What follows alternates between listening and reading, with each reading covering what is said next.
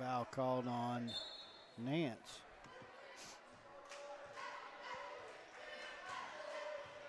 So Kellyville quick with 2 fouls here in the first minute and a half. And there's a 3 shot by Hudson's off the mark and be rebounded by Lawrence. Here comes Bellis.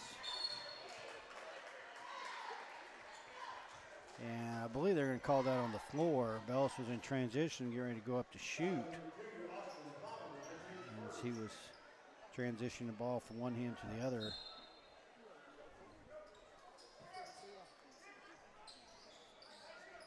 Bellis for 3. That's off the mark. Got Miles fighting for that rebound, and then it's going to be knocked out of his hand out of bounds. I didn't catch, might have been Gobin for Henryetta. Bellis for 3 in the corner. That's off the mark, but Nance right there to catch it and put it right back for 2. So Kellyville on the board with 2, and they lead 2-1 here early. Kellyville also with the press. And Henryetta, nice spin move by Hudson. That ball's knocked out of bounds. Hudson comes up a little gimpy. Not sure if he took a shot to the stomach or he was holding his stomach, so I'm not sure what happened there. And there's a good bounce pass underneath Hudson. I believe it's to Palmer for 2, but not sure. And a steal there by Henryetta. Hudson comes up with it. Hudson over to Gobin. Gobin to Grinshaw. That's short. Lawrence with the rebound gets it up to Bellis. Bellis quick to Nance. Nance underneath. Back out to Miles. Miles for 3, and it's good.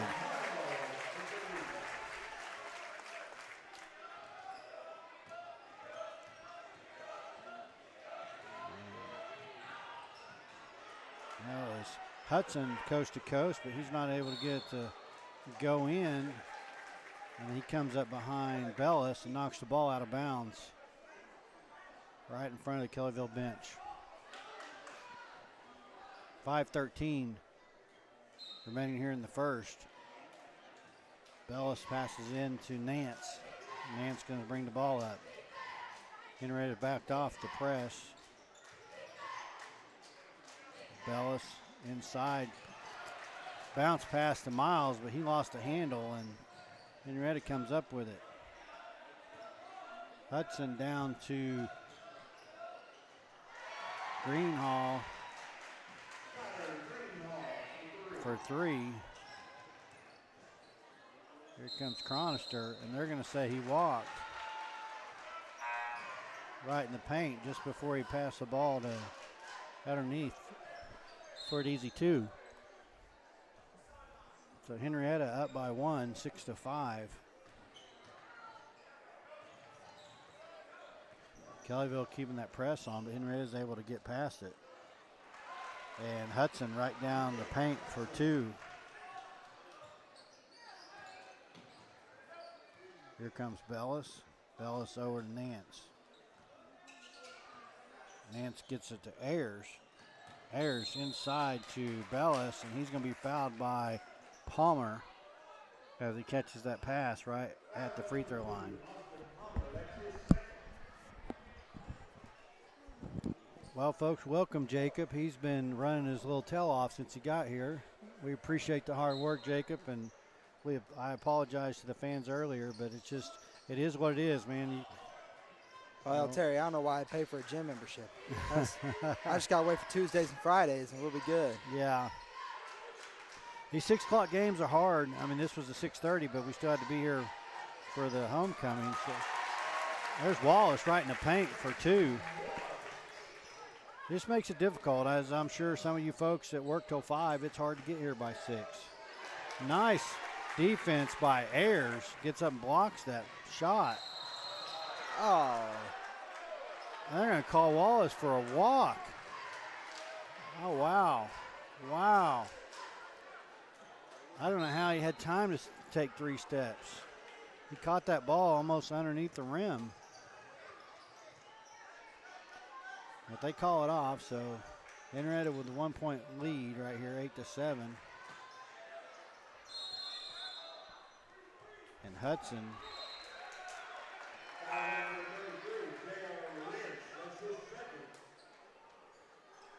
Fouls on the Rents. That's his second foul of the game.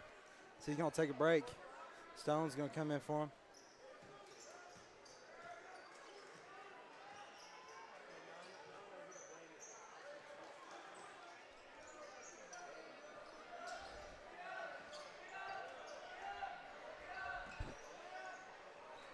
That's number 15, Greenhall, shot. It's just off the mark.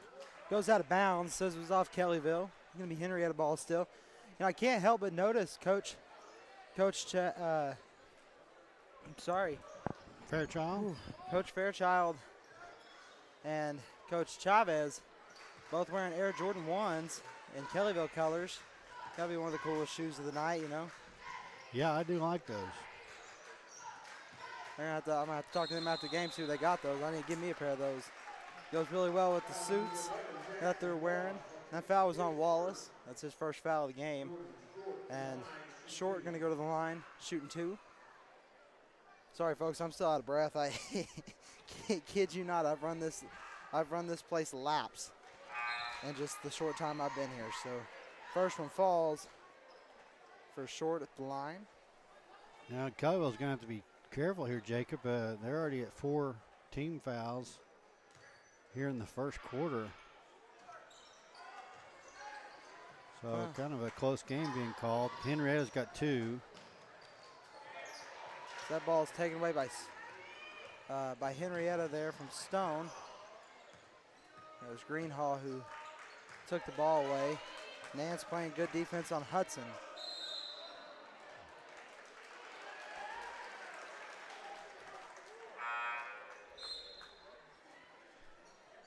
That foul's on number 23 for Henryetta, I believe. And that's Perez. The foul is Ayers is going to take a break, and Miles is going to come back in the game. Bellis to Nance up near the top. Now over to Chronister, now to Bellis. Bellis inside to Miles. Miles driving along the baseline, gets to Chronister. Chronister is guarded heavily by 13, takes a jumper just off the mark, rebounded by 24 for Henryetta, inside to Miles. Miles with the lay-in, and it's good. Justin Miles. It's good fake by Miles to get the defender to jump and give him a clean shot to the goal. And Miles takes charge right at half court as Hudson was trying to get rid of the ball and jumped up and just flattened Miles. And Hudson's going to go out of the game as Nail subs in for him. Yeah, I'm not sure. Hudson's not injured in some way. He's holding his stomach again. He was doing that early on. That's Nance. That pass is deflected by Gobin. And Perez going to take it down the other way for 2.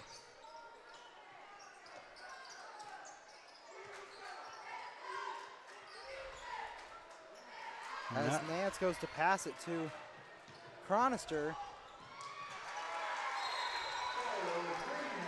And Greenhall takes it for the lay-in. We got a timeout on the floor. Charge to Kellyville. I'm going to take just a quick break, catch my breath still. Well, I was watching the bench as they called the timeout. Coach Fairchild extremely upset with his team right now. And rightfully so. Way too many turnovers here in this first period. I'm not keeping stats, but man, we got to be at least 5 or 6 turnovers already, and a couple there back to back, allowing Henryetta to get this 4-point lead that they have 13-9 with 1:40 left in their first. So hopefully the Ponies can get it together and concentrate on some ball security here for the remainder of the first and into the second quarter. Ayers, nice move by Ayers to get out of that trap. Good rebound there by Miles as he's fouled. Henryetta tried to trap Ayers, and he just stepped between the 2 defenders and got out of it. passed it to Bellis, and Bellis tried to do a reverse layup, missed, and Miles put it back up and was fouled. And he makes his first free throw to bring it to 13-10. Well, if you're watching from Henryetta, just want to say welcome. Thank you for joining us. But if you want a less biased Kellyville approach, then you might want to go see our friends at the Henryetta.com. Bruce Jones over there on the other sideline. He does a great job. He's been on the air with us before in some baseball games. And recommend you go watch him there. Even if you're a Kellyville fan, you want some insight on the other team, then go ahead and go watch there as well. They do a great job.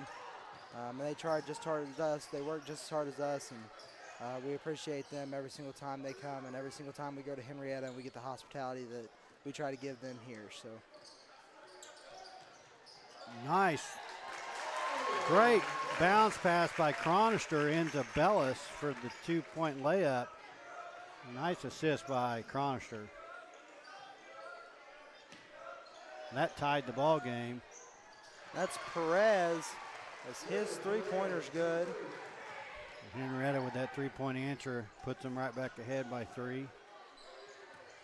About 30 seconds left here in the first. Bellis double teamed. Gets out of it, gets it to Ayers, and it's going to go Henrietta's way. And a little miscommunication between Bellis and Ayers there. Ayers was moving past Bellis and it didn't appear that he realized Bellis was going to try to hand the ball off. It went out of bounds.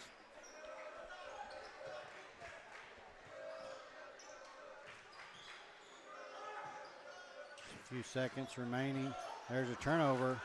Bellis, he's going to have a chance to shoot it, and he does. And it falls short. So Henryetta is still with that three-point lead off that last three-pointer, 16-13 after one. Both teams, I consider just a little bit of foul trouble. Both teams with 4 team fouls as we head into the second quarter here. So we'll see how that plays out for the remainder of this half. Well, not my favorite thing to do to bring up the past, but it's a better game than Tuesday night. And I was absent Tuesday night, so I didn't get to experience that, but I've heard about it. So yeah. I've heard that the first half and the second half were 2 different games, 2 completely different games. But yeah, that's all we'll say about that. But if you know, you know, and if you don't, then you don't. But feel free to go back and watch that. Yeah, I was to say, if you don't know, then go back and watch it, and you'll probably learn for yourself. There was a couple times where I had to take off the headset just to take a breather, and we had no sound for a little bit. But we're here now. Both teams 4 fouls, 16-13, going into the second quarter.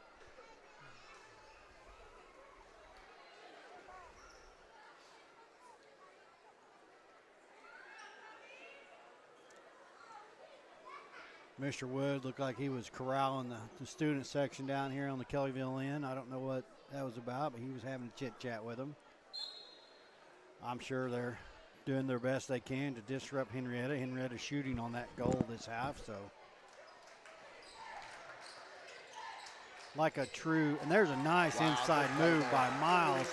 Another great bounce pass by Chronister. He's going to have building his assist resume tonight.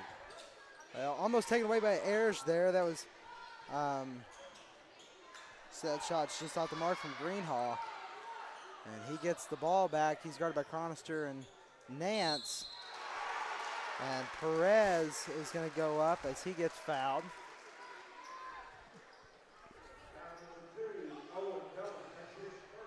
And that's Bellis' first foul of the game.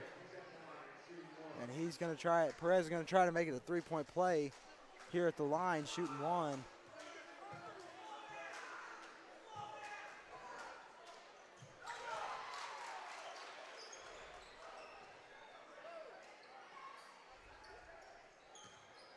Chronister over to Bellis. Now Bellis lobs it to Ayers as it goes out of bounds. A little bit too strong there.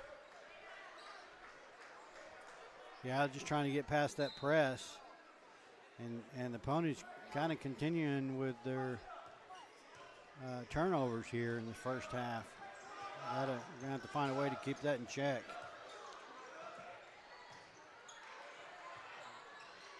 There's a nice steal by, I think, Miles knocked that loose and got it to Nance. As Ayers passes to Miles. Miles drives in just off the mark. Be blocked by Short.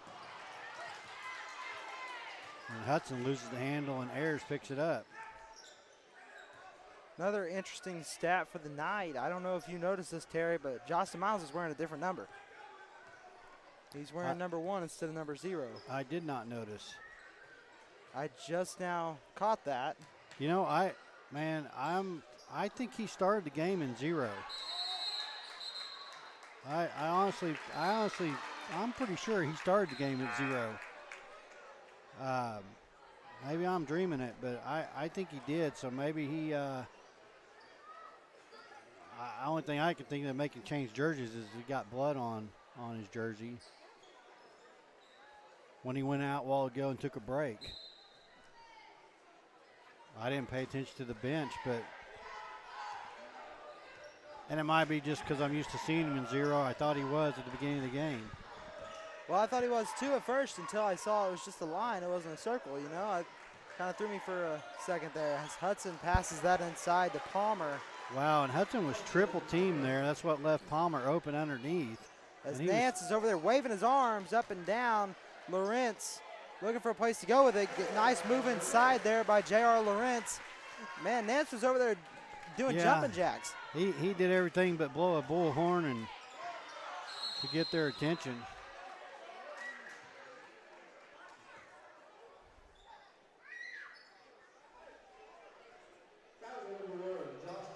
And that foul's on Miles. That's his first foul of the game. Hudson to the line shooting 2. Well, 2 key players that Kellyville needs to stop is Hudson and Perez. I say just observation here. I remember Hudson and Short from last year. I do remember those 2, and Palmer. If my memory serves me correct, but Hudson definitely is doing most of the ball handling this evening for sure. Again, I wish I had some stats. I don't know. He's taken a lot of shots, and I'd be interested to know how many of the 22 points that Henryetta has belong to Hudson. And that's Perez's first foul of the game. Goes over the back of J.R. Lawrence. As Lawrence has it on the pass in, now back to Bellis. Bellis to Nance. Nance inside to Stone. Stone goes up with it. The lay-in's good. Caleb Stone. He came back Tuesday from concussion protocol. Good to have him back. And that was Henryetta with their press again, and Kellyville will be able to sneak by them and get in the back door. Greenhall. Greenhall for 3.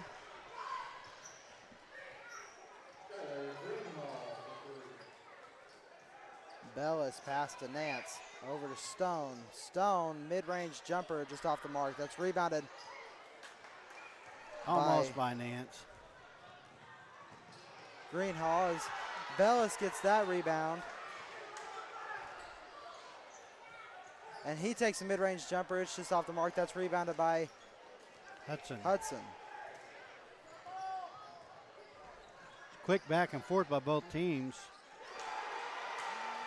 And as Palmer shoots that 3, and it's good.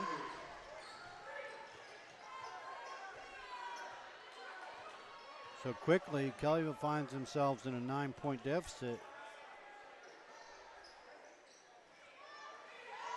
Lawrence driving the baseline.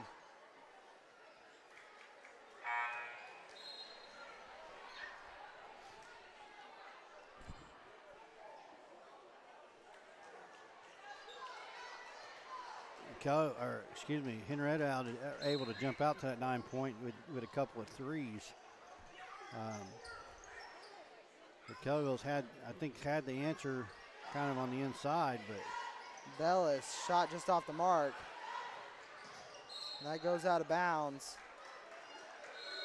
Saying last touch by Miles.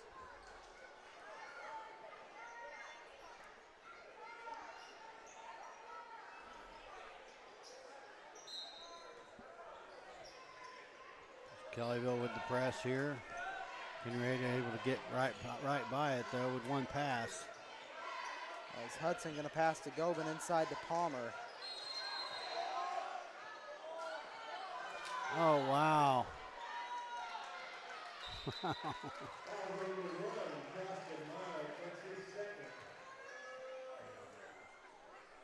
I sure thought there was a walk there.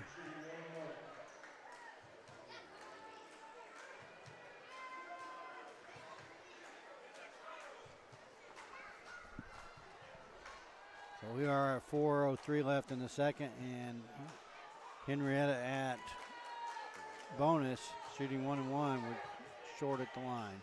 And he makes the first one, so he'll get a second attempt.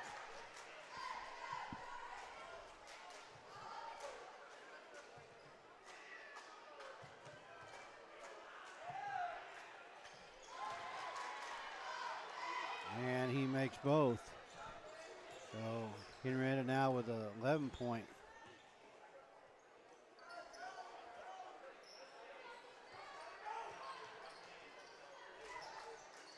As Bellis' double team gets to Stone. Stone now back to Bellis. Now to Nance. As he goes inside, tries to get it to Bellis. It's tipped. And Palmer with the takeaway.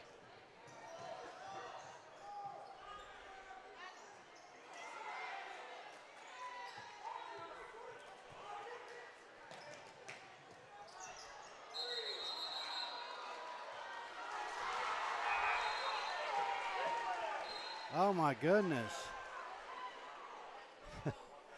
Nance pivoted two different directions, never moved his pivot foot, and they called him for a walk.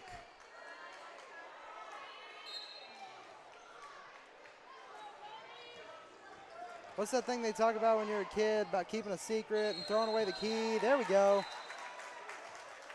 Keeping your mouth shut, don't say a word, zip it up, throw away the key.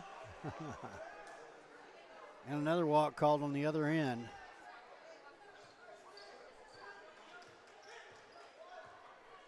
So, still that 11-point game.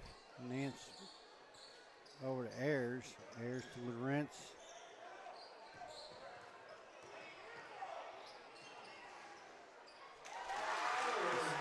Bellis got the jumper to go. That ball, oh, nice steal by Nance. And he was fouled. Was that Hudson? That was Hudson's second foul of the game. See if Nance can't make this a three-point play right here.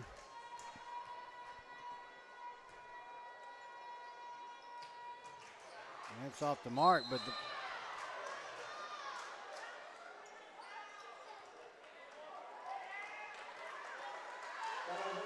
wow.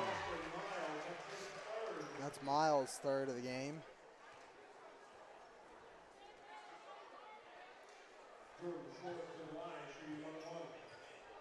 Short to the line, shooting 1 and 1.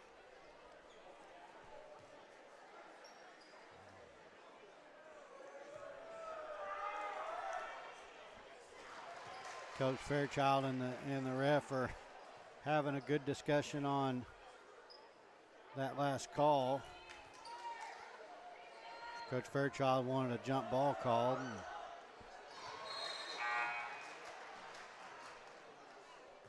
Short makes both of those. Chronister comes in the game for Miles.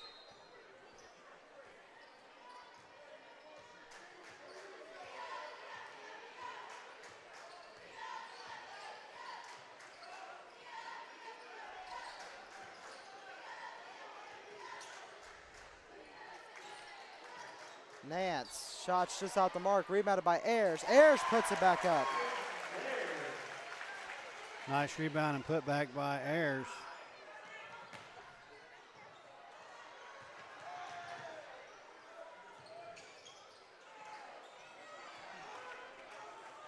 Bellis down to Nance. Nance.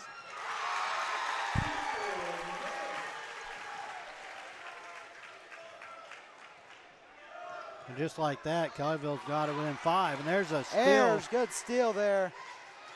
loses track of it, gets it back, passes to Lawrence up top as Lawrence is fouled. That's the 7th foul, I believe, for Henryetta, so Lawrence is going to go to the line shooting 1-1. And now the Henryetta coach is upset with the ref. And he's over there discussing the last call. So both coaches in the ear of the ref on the side of the bench. These two refs may switch spots here in a minute if both coaches are in that one's ear. And there's a steal by. Oh no! So Ayers went up and got that, but unfortunately he couldn't keep his footing when he came down and fell to the floor with the ball in hand, which is a walk, and that's what he was called for. But it was a great steal right there by Nance. He stole the ball from Hudson.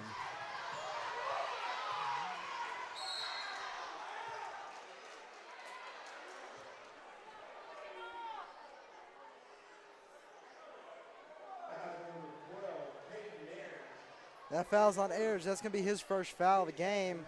Hudson going to go to the line. Shooting 1-1, but one more and they get 2 shots at the line per foul. As that one bounces in and out. Bellis to Chronister. Gets it to Lawrence, who gets it to Nance, and Nance going to go back, and they're going to call a charge.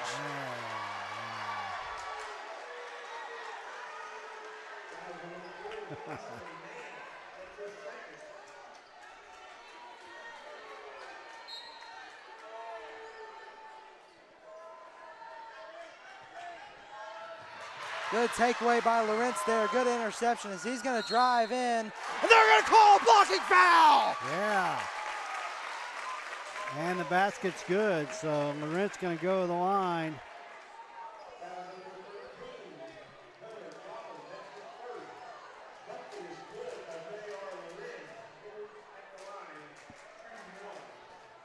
And really a tight game. I mean, maybe, every game there's questionable call here and there. Tight game being called by the officials. There's 18 fouls have been called between these two teams so far. Yeah, just in this half with a minute 20 left in the second quarter. And Hudson cruises right past and in for the layup. Nance shot just off the mark, rebounded. Nance, man, I thought he made it clean around the defender. He jumped around the defender and tried to intercept that pass. That's Nance's third. I believe Stone's going to come in for Nance. As Gobin is going to go to the line to shoot 2. Shoot 1-1. Yeah, shooting 2. Yeah, from this angle up here, it looked like I thought he got around the Henryetta player clean, but the ref saw a different angle, so that's going to be Nance's third. So hopefully we can clean it up a little bit in the second half, or we're going to have some foul trouble from a couple different players. Good here. rebound by Chronister there as Bellis takes it down the floor. He's guarded by Greenhall. I don't know what happened there. Good interception there by Bellis. He gets it down to Lawrence. Lawrence going to go up with it and gets it to go. 3-point ball game. Gobin, Hail Mary. Gets it to Greenhall. Now Gobin again. And got Perez for the travel. And he's perplexed. Jacob, I know that was Henryetta called for a travel. We get the ball, but I'm not sure there was a travel there. He took a step forward in a kind of a faking motion, but I mean, good for us, I guess. We get the ball here, about 25 seconds remaining. Well, and Perez has to be careful. He's kind of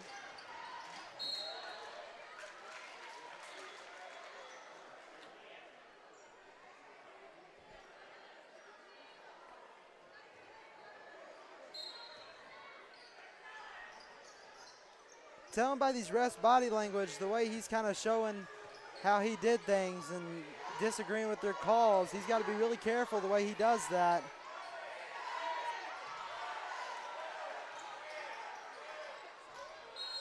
As ball goes out of bounds, 1.3 seconds left in the half. They're going to call it Henryetta ball. It's going to have to be a pretty quick shoot, a catch and shoot. And they're able to get it. That shot went off the backboard, but no good. So 3-point game, good, good on Kellyville. They were down by 11, and they closed it to 3. But I tell you what, we got some adjustments. Coach Fairchild's going to have to make some adjustments there in the locker room. Come out here for this third quarter. We gotta understand these refs are calling a pretty tight game, so we gotta watch our fouls. But more importantly, we gotta keep a handle on the ball. Way too many turnovers in that first half, and hopefully our three-point shooting will improve. I think we're only like maybe 2 of, I'm not sure how many shots they took, but I think we only made 2 threes that first half. I'm really gonna have to start keeping stats again, Jacob, just so I can make reference instead of guessing. Anyway, we got about 9 minutes before the third quarter. I don't have anything else to recap. Hopefully we just make those adjustments and come out, and we definitely absolutely in this after being down 11, just down by 3 here, 35-32 at halftime.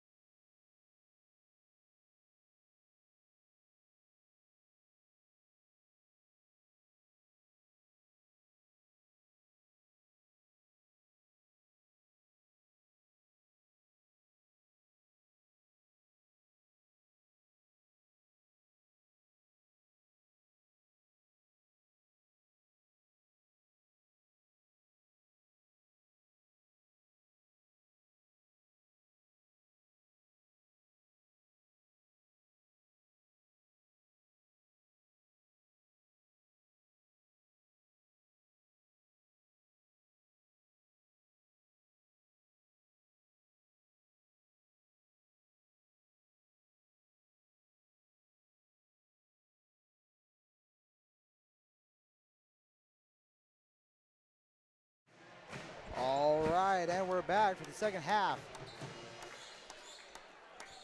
Kellyville's going to get the inbounds. Bellis to Nance. Here we go.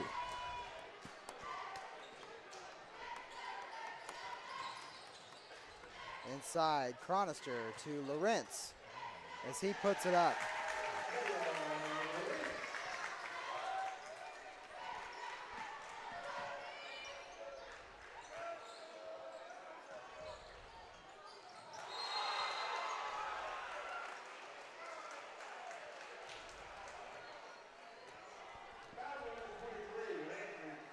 Fouls on Chronister. And Palmer's going to go to the line as the bucket falls.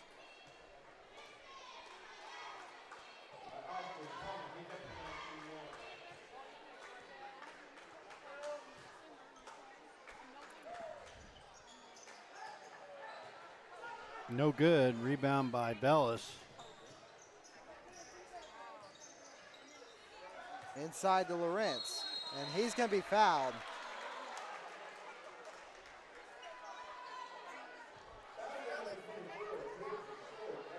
So not only already 2 fouls called here, and only about 35 seconds expired into the third period. So it's going to be continued to call a tight game.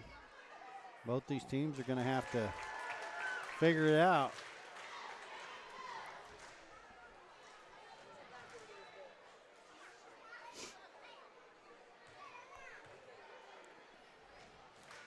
As Lawrence sinks both of his, makes it a 1-point game.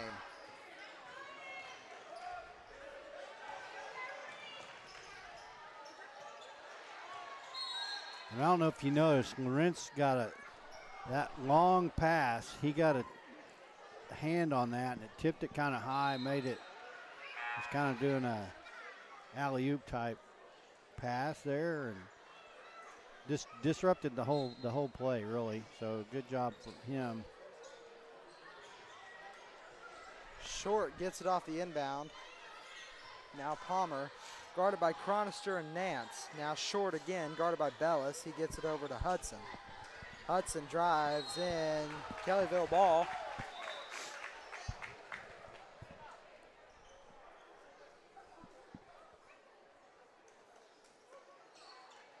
The Pony defense causing that pass to go out of bounds.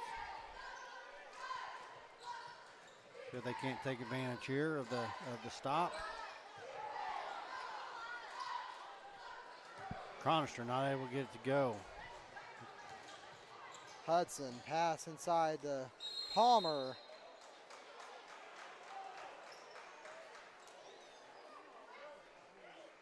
Call a foul on Chronister. That's his second foul of the game. As Henryetta is going to get to pass the ball in, coming from Palmer. And that's tipped by Nance as it goes out of bounds again.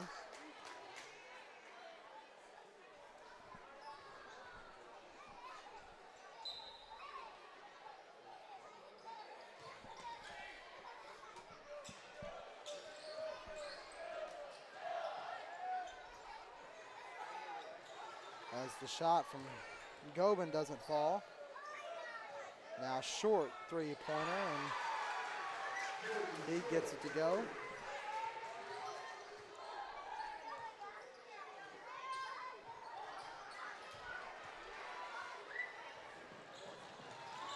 And Ayers, good play there.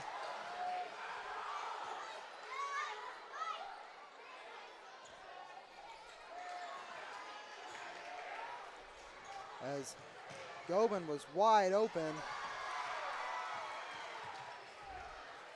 Short was able to get a hand on that. That's a nice call right there. Anyway, previous, Short was able to get a hand on Nance's layup. Henryetta coach didn't like that, but that was a good call. There was I believe it was Chronister that kind of blocked that ball, and then the Henryetta player touched it just before it went out of bounds. That ball's stripped down by Palmer.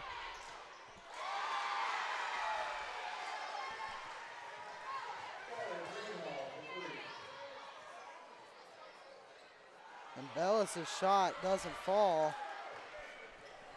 And Ponies tonight having a little bit of trouble finding the net. Just one of those nights. And Greenhall and Henryetta, I'm not sure how many threes they've hit, but their three-point shooting is what's keeping them, well, what's allowed them to be in the lead and maintain their lead is their three-point shooting tonight. It's on. And unfortunately, Kellyville's struggling pretty much all around on shooting, whether it's three or field goal, or actually missed a couple layups. So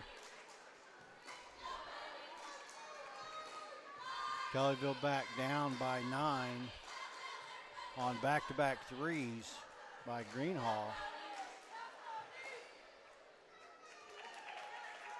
And when you have that, when you have a team like this that's gets a little hot on threes, it's easy to get behind real fast.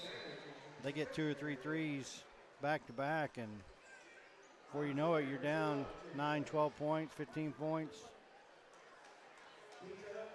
in a matter of 2 or 3 possessions.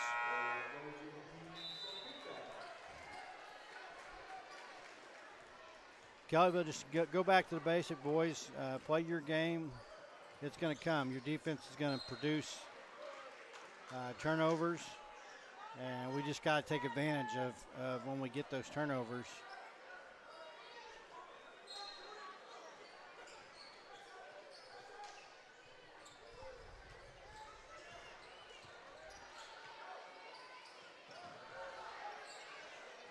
Three in the corner by Miles. It's also off the mark. Miles knocks the ball loose, but Henryetta is able to pick it back up. Here comes Palmer.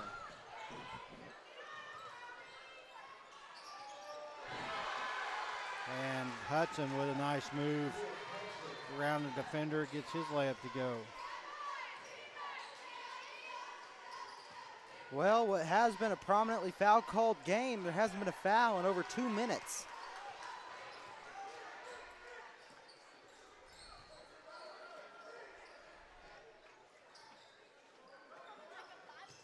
Not that I'm complaining or anything, but. Nice alley-oop from Nance to Bellis. And Henryetta struggling a little bit getting past the half court and causes a turnover, but then they give it right back. So Greenhall with the jumper.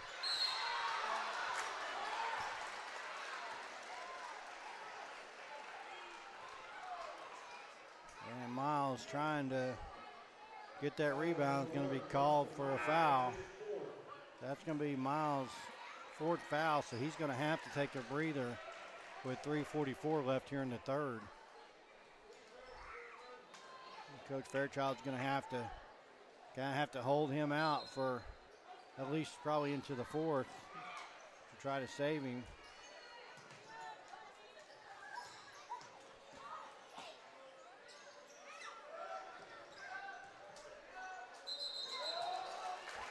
And that was a walk. A little extra step there before he made the pass. So this is one of those opportunities I'm talking about. Force a turnover, force Henryetta to go without points on offensive possession, and then you got to get it back and take advantage. We need to put points up right here. That's off the mark, and Hudson with the rebound.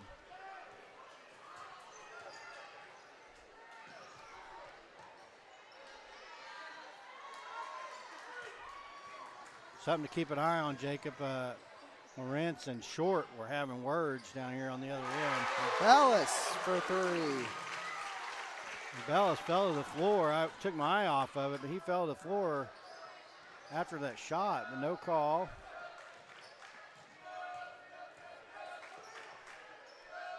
Anyway, away from the ball, I'm not sure Lawrence and Short were having words, and we may keep an eye on that matchup there.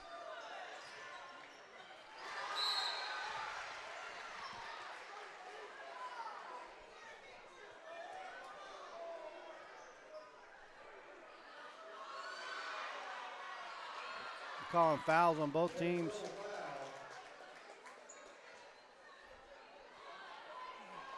He called a foul on both players. On Perez and Lawrence.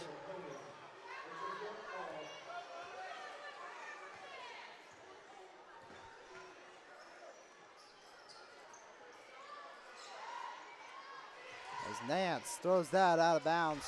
As he's falling out of bounds. Ayers with a tip to Stone. What a play. What a great play right there.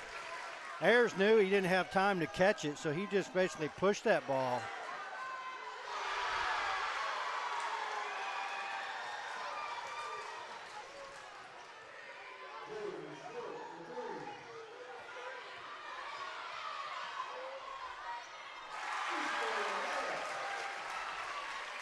Nance with a jumper at the right top of the key. Kellyville with the timeout. 52-45.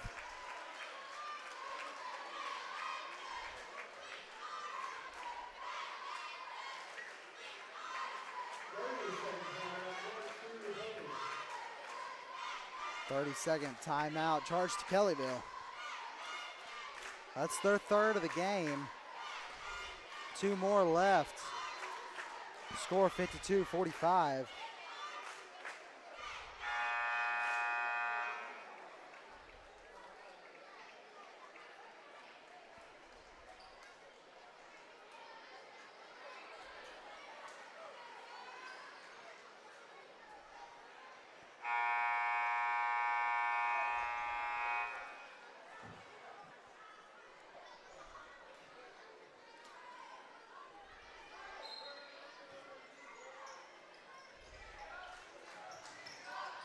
Kellyville with the press. Palmer. There we go. Yeah, he did. He picked the ball up, trying to get through the double team there. Got a little extra step in, so another look for Kellyville as far as forcing a turnover. See if we can get some points out of it. Inside to Lawrence. Now Bellis for 3, just off the mark. Nance sitting right under the basket. I believe that ball was tipped, which made it short, but Nance was right there. And then Ayers with a takeaway. No. Calls a timeout. I said no because, I mean. Thought you were going to get a travel call, weren't we? Yeah. No, calls a timeout on the floor. Full timeout. Unfortunately, that does just leave us with one timeout with 1:12 player left in the third. So we got a whole quarter to play. And we're going to be very careful on our timeouts. I believe one too many timeouts results in a technical foul. So got to watch that timeout clock up there, if that's what you call it, timeout countdown. Well, and something or other. hopefully the coach is reminding the players that we just have the one. So if that gets used, then we're done. I'm sure protocol is to remind all the players in that situation there where Ayers falls to the floor and you got a player calling timeout. Yeah. They need to know that, and they don't usually call timeouts. Usually, it's usually the players not calling the timeout. That was a good use of a timeout to maintain that possession, but with just one remaining with a full quarter and then 1 minute 12 seconds left here in the third, so we'll have to keep an eye on that.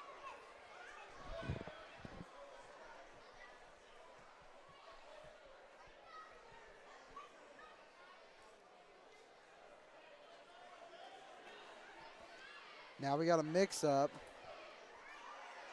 Coach saying he called a 30-second, not a full timeout.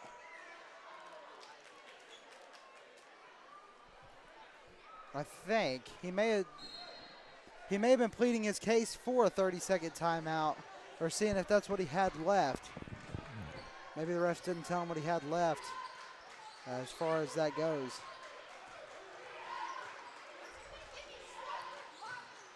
Gets it inside to Lawrence. Lawrence, skyhook just off the mark.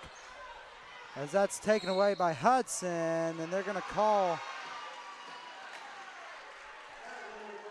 a push. And that's Lawrence's fourth of the game, so they're going to bring in Chronister.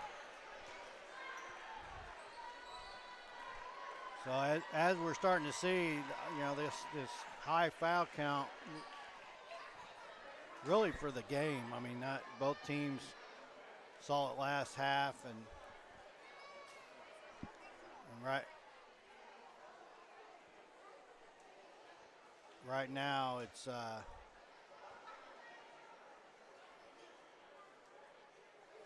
we got a jersey change out, I'm assuming for blood.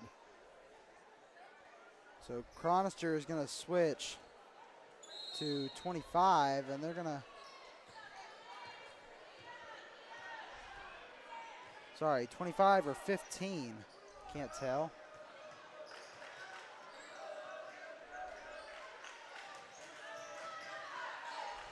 As Greenhall looking for a place to go with it, gets it to Hudson up top. Now back to Gobin.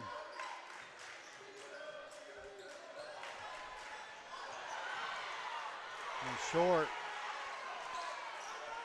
inside for the two. 54-47, still plenty of time in the ball game.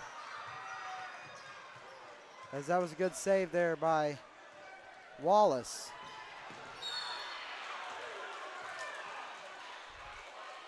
And the Henryetta coach about come onto the court to call that foul for the ref.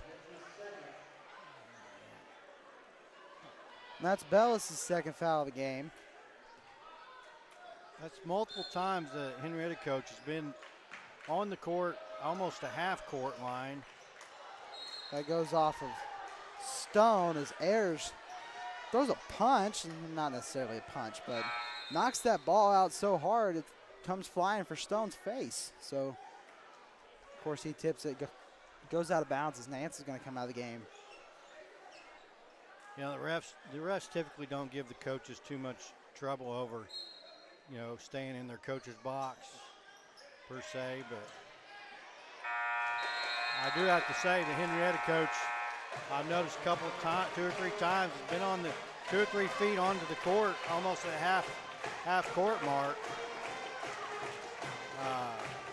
So we'll keep an eye on that, see if the refs keep him in check there. So here's our concerns for the fourth quarter for the Ponies is we have 1 timeout left, and we have 2 players in Lawrence and Miles with 4 fouls, both starters. And you know as well as I do, anytime a player gets 4 fouls, they tend to back off on their defense just a bit, and the other teams know that. So the other teams generally will go after that player with 4 fouls and try to either, 1, know that they're playing soft and get an easy basket, or 2, get them to foul out. So kind of a... Miles back in, Lawrence back in, Chronister, Nance, Bellis on the floor for the Ponies.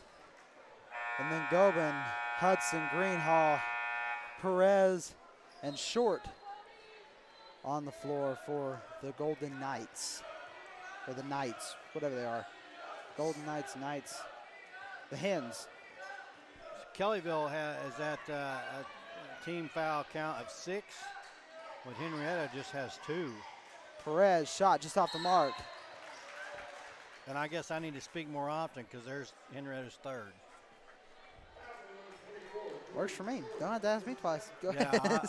Start talking, Terry. Go for it. I wouldn't mind them getting, catching up to us a little bit. If we're going to be in bonus, we might as well both teams be in bonus. But unfortunately, the next foul committed by Kellyville will send Henryetta into bonus. So. Now Nance inside to Lawrence. Now Chronister. Back to Nance. Nance goes in. Shot just off the mark. Rebounded by Chronister. Chronister puts it back up just off the side of the backboard. Gets his own rebound. He goes back up. How is he not fouled? Somewhere in there. No. As now we got a fall on the court. And we got Perez for a travel. More like a vacation as he goes ahead and continues to go put the layup in that won't count. It was extremely physical with the way this game's been called so far. I'm surprised that there wasn't a foul down here at the other end. Extremely physical by both teams trying to get that rebound. But nothing called, and we end up on the other end with a walk. As Miles gets to Lawrence, now Nance. Nance over to Bellis. Bellis for three, just off the mark. That's rebounded by Lawrence. And they're going to call a blocking foul. Calling the basket no good, but a blocking foul.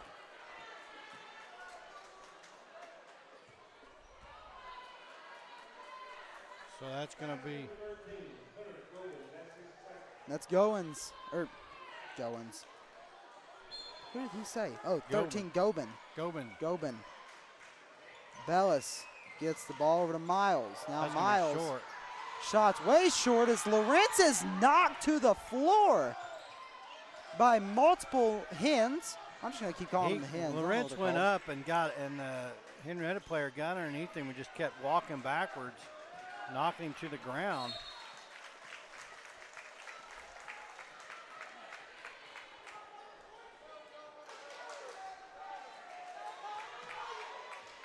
There's the Henryetta coach again in front of the scorer's box, almost at half court.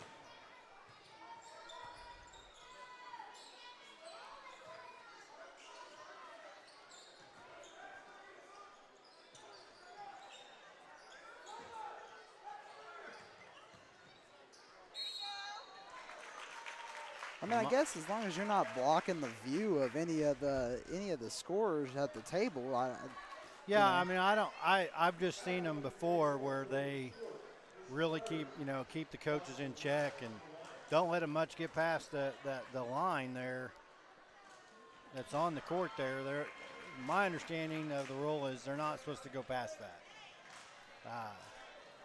Both coaches do, of course. I think Karen and Kathy have trained Coach Fairchild pretty well to say, hey, get out of my way.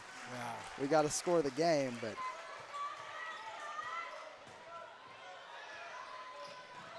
There we go, got a carry. That dribble got a little too high there for Hudson.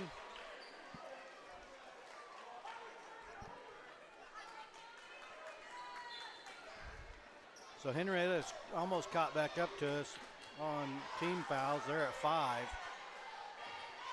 As Ayers passes into Lawrence. Lawrence looking for a place to go, gets it.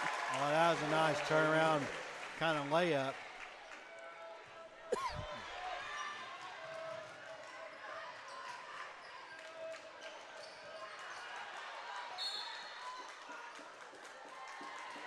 Stays Henryetta ball. Boy, Lawrence almost saved that. Almost saved it, almost went off Miles. Yeah, Miles got it before it went out.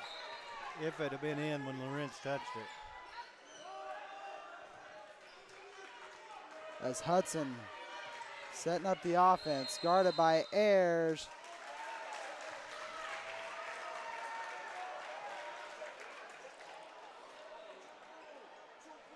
Oh, whoa, what?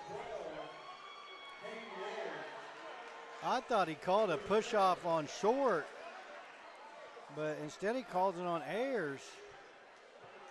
And he's saying he used an elbow, but Ayers had his hands up beside him the whole time. We're at 1-1. Man, That's okay. Luckily, that's Ayers' second foul of the game. He's not in foul trouble, yeah, so it doesn't really. I'm confused by it. And I'm not only saying this because Ayers literally had his hands up running beside the player. So I don't know how. No. They're going to get Ayers on that shot. That's by Gobin, I believe.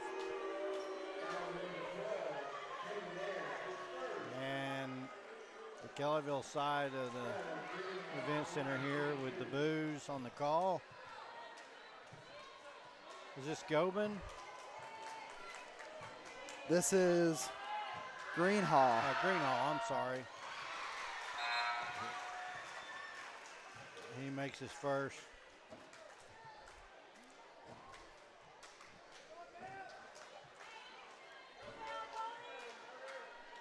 For both teams,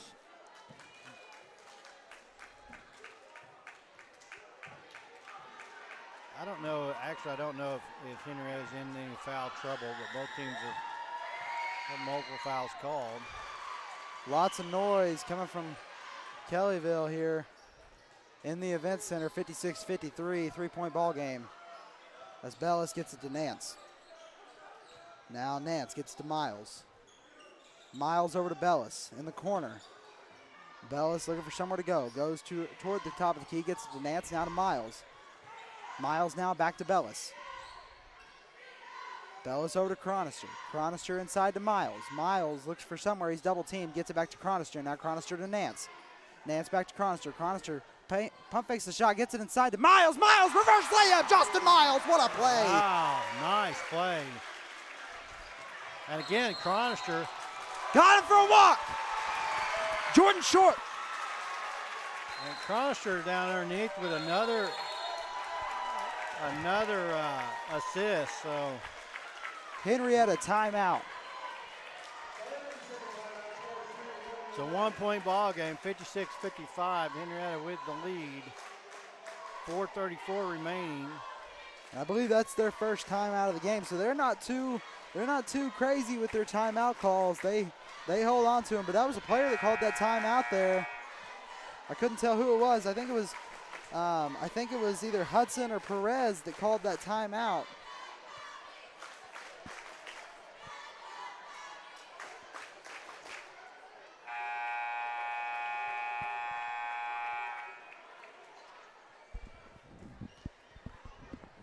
Both coaches in their huddles very animated with their players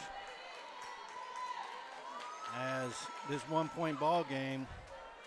Chronister, Miles, Nance, Lawrence, and Bellis on the floor for the Ponies. Chronister pass into Miles. Miles over to Nance.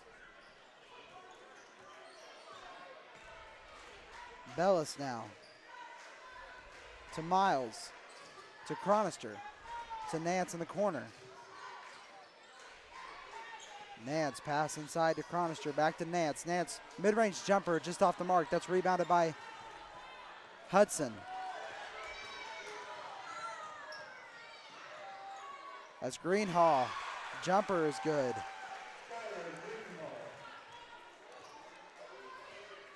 Bellis now to Chronister.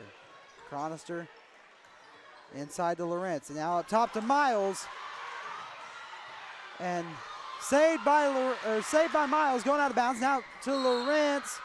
Stays Kellyville ball. Wow.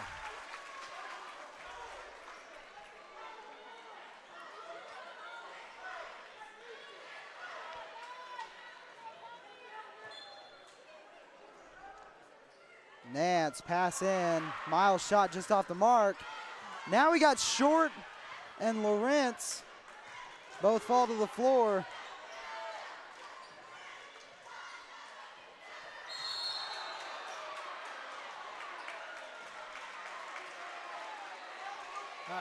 See, I don't agree with that foul there. You got Miles, and I'm not sure who the Henryetta player was. You got a pass across the floor, all the way across the floor. Both players go for it and collide in midair. I don't know how you get a foul. How do you pick which player? Is it because of because Henryetta has possession? I can't answer that. Both players have the right to try to catch that ball, I believe. And they collided at the same time. So that's unfortunate for Miles. I'm assuming it's because they're going to call it like a pass interference in the well, that's what I'm wondering. Football, so it's like, I don't know. You know, I don't know the answer because I don't know the rules of basketball that well. But it just seems to me that's unfortunate that he gets called for that when literally he's just going for the ball, no different than the other guy. We got a foul there. That foul's on Gobin. So now you got Henryetta with one foul away from putting Kellyville in bonus, and then Kellyville's one foul away from putting Henryetta in double bonus. It'd have a 9 team fouls. Henryetta at 6. Bella's first one goes. Back to a 3-point game. And rebounded by Ayers. As he's, you know, oh my goodness. Jump ball. Stays Kellyville ball, but they took a while to call the jump ball. They really did. I think Ayers was just holding it there, knowing, I don't know if he knew we had possession there or not, but that foul's going to be on Greenhall. There's another one, the exact same. Okay, so this one went our way, the other one went against us. So that's why I say same thing. That's why it's got to be that possession thing. I think that's what you're talking about. No, I think We're that's in why possession, it's the same. so same way with the pass interference. You know, if a receiver is going to go catch a ball and you push them out of the way before they catch the ball, or you know, there's a lot more complications to that in football. But right, Lawrence sinks his first one, gets the second one. Do some research on that, I guess. Till then, I'm just going to assume what we've been assuming. Yeah. Lawrence, second one good. 1-point game. Kellyville with the press. And Lawrence, no, sorry. Yeah, Kellyville ball! And that was J.R. Lawrence.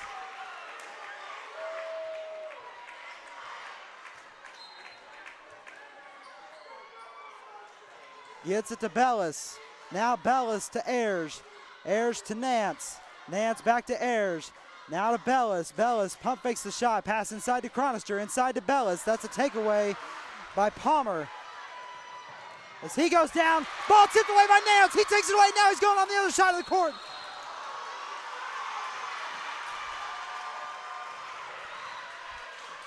And he put on the brakes, but I guess his foot slipped, or I didn't see it. His foot slipped, or he took an extra step because he called for a walk as he put the brakes on.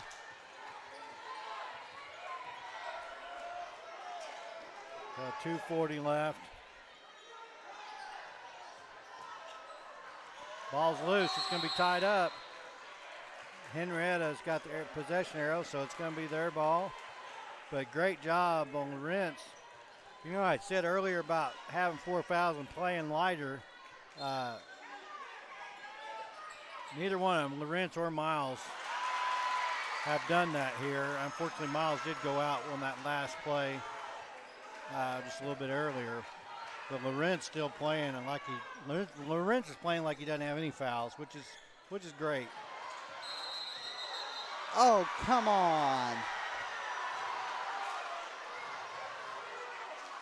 He did dribble, right?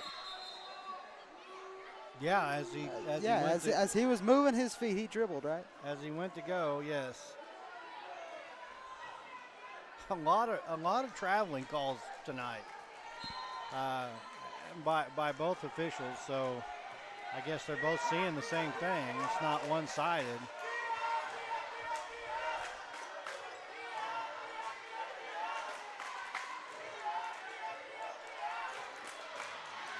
Miles, tight defense. Ball's loose on the floor. Chronister with the takeaway. Now Nance has it.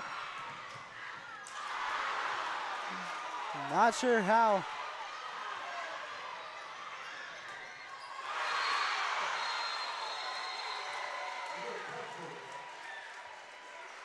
Back to a 3-point game.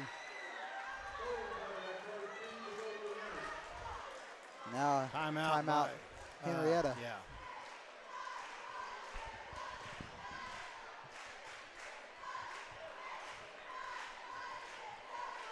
I don't even know that I have words. I'm kind of at a loss for words on some of these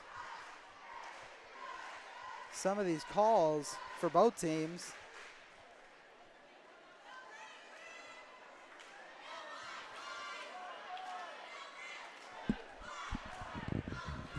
Well, like I said, a lot of traveling calls, but it's not just by one official or the other. Both of them have called their fair share of traveling. What I've seen, there's been a handful that were questionable travels, but they have been consistent on what they view as a travel. So I guess we're fortunate there is pretty consistent, and I don't know that you can say the foul call is not lopsided at all. So I think these two officials are just calling a tight game, a little tighter than both these teams are used to. So both these teams and their fans. Yeah. Gotta remember, fans are a part of the game too. Well, that's the right call there as it goes off Ayers' foot. Stays Kellyville ball. Well, I think only because it wasn't intentional. It wasn't an intentional kick. But yeah, the other thing is Kellyville. Lawrence for two. Inside. Both Kellyville and Henryetta are both very physical teams, so that kind of the other thing about it. Good takeaway there by Ayers.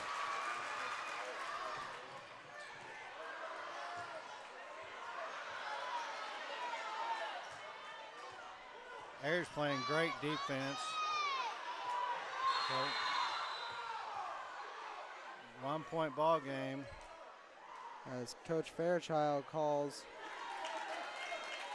I wasn't paying attention. A timeout. Coach Fairchild's upset with the ref, and when I looked up, Owen Bellis was jumping up and down giving the timeout signal.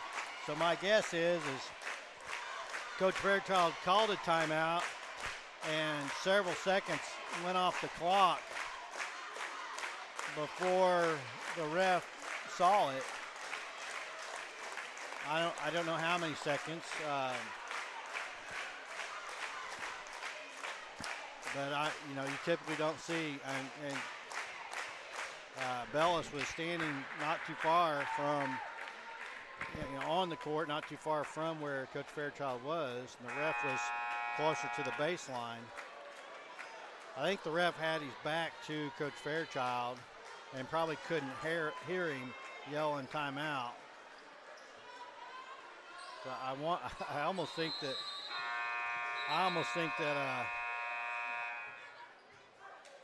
gotta wait for the buzzer to go off. Bellis and Nance switch places. I almost think Nance that gets over across half court. Bellis got that timeout, not the coach. Now Nance. That ball's tipped. And we got a travel on Perez. Perez did fall to the ground with it.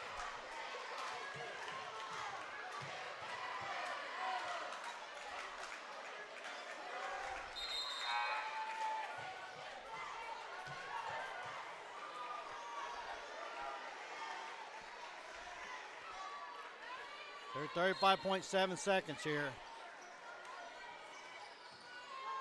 Bellis gets it into Ayers. Ayers now to Bellis. Bellis, and it's good! 62-61, 25 seconds remaining. We need to stop right here, no foul. And we get a foul and the bucket.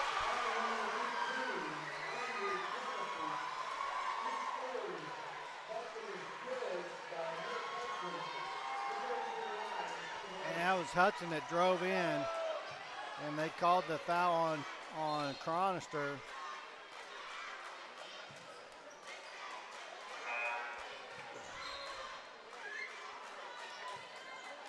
And Stone's going to come in for Ayers.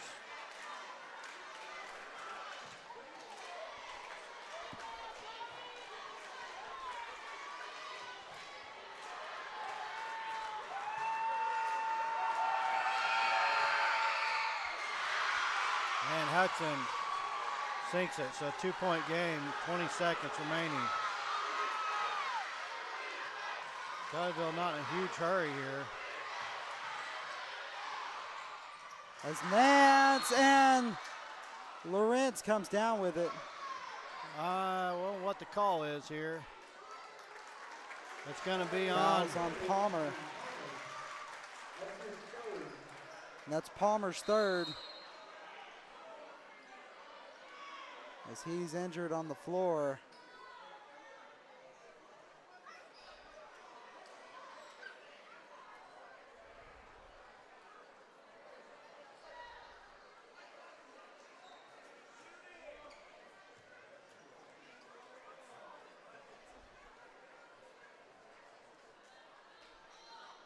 So we'll set this up while they attend to Palmer. It's 8.1 seconds left. Kellyville's going to have it 1-1 from the line. I'm not sure. Palmer gets up. I believe Lawrence would go to the line for that because he was the one that was fouled. So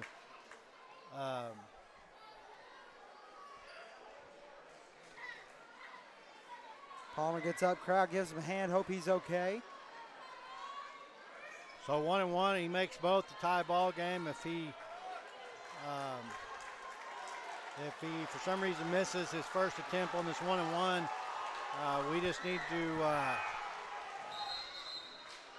get the rebound for sure.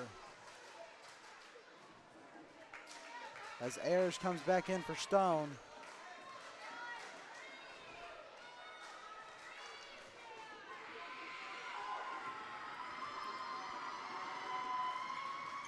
Makes the first one. But hold on, it's not over yet.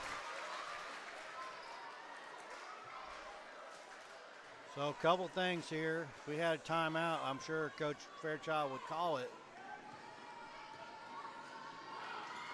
Second one's good. We got a tie ball game. And a timeout's going to be called by Henryetta. So Kellyville fortunate there on that last timeout. I mean, Henrietta's got plenty of timeouts, but you know, it's kind of a double-edged sword for Henryetta. You call a timeout, it gives Kellyville a chance to get ready for defense, where if they would have just maybe already had a play in mind and went with it, I mean, worst case, you don't make it, it's overtime. So this goes back to the game, you know, so far. Unfortunately for us, Henrietta's been hot on the three. So we got to defend the 3-point because with 8.1 seconds left, I would imagine they're going to try to get Perez open or Greenhall on a three. Yeah, well, all I'm saying is the environment's here. Yeah, the environment's here. They don't need a three. I mean, just a layup will do it, but 8.1 seconds, I'm not sure they can get it down. It's going to have to be a quick layup or field goal. And surprisingly, 3 seconds to. We're going to overtime. And that was Perez. You know, they had a shot on goal there. So if you're a Henryetta fan, you can't ask for more than that. 8.1 seconds, and you got it down, and you know, Perez is 2 feet baseline off the paint. has a look and just can't get it to go. So fortunate for Kellyville. We're going to go to overtime, 64 apiece. So it'll be 4 minutes on the clock. Well, I will say this, overtime rules. Each team gets an extra timeout. So now Henryetta has 3, and Kellyville has an extra timeout now with 1. So 4 minutes. Both teams stay in their foul counts. So Kellyville still has 10 fouls, and Henryetta has 8. 64-64. Henrietta's in the double bonus, and Kellyville's in single bonus. And we're going to go back to a jump ball to start out this game. So Lawrence and Short, who have both had words mixed with each other tonight. We're going into overtime. Once again, the energy's here, the atmosphere's here. Pony fans, if you're at home, if you can, stand up, get on your feet, be as loud as you can. We want to hear you from the event center here. It's pretty loud in here with the band going and fans going. Perez guarded by Nance. Now Hudson up top. And that's Greenhall for 3. His shot's off the mark. Tipped by Lawrence, and that pass is tipped. That's tipped by number 13. And that's Gobin. Greenhall with a jumper and just inside the three-pointer. Now Chronister over to Ayers. To Nance in the corner inside to Lawrence.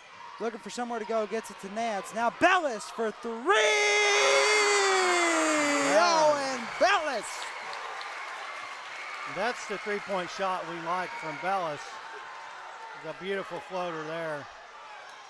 Shots off the mark from Greenhall. Rebounded by Ayers. Ayers gets it to Bellis. Now Bellis bringing it down the floor, guarded by Greenhall over to Ayers. Ayers looking for somewhere to go. Passes it over to Bellis for the three-point line for 3. Bellis just short. Rebounded by Lawrence. Lawrence goes back up and he's fouled. And is that going to be Short or Hudson? Short. It's going to be Short. That's his 4th of the game. Puts Henryetta with 9 team fouls, so 1 more and Kellyville will be in double bonus. So. Lawrence shooting 2. 2:45 remaining in the overtime period. J.R. Lawrence at the line. First one goes.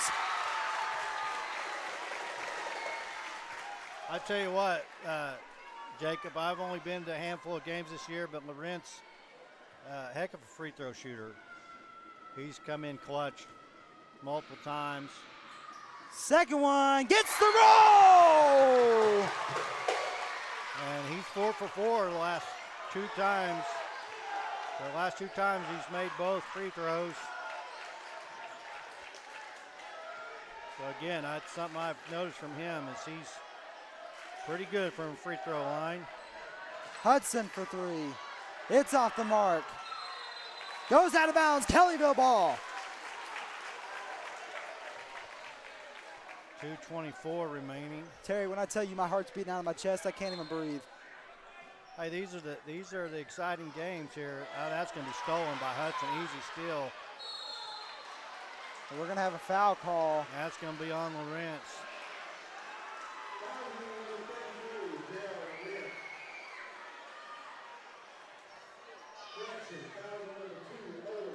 No, not on Lawrence. It's on Bellis. That's his 3rd foul.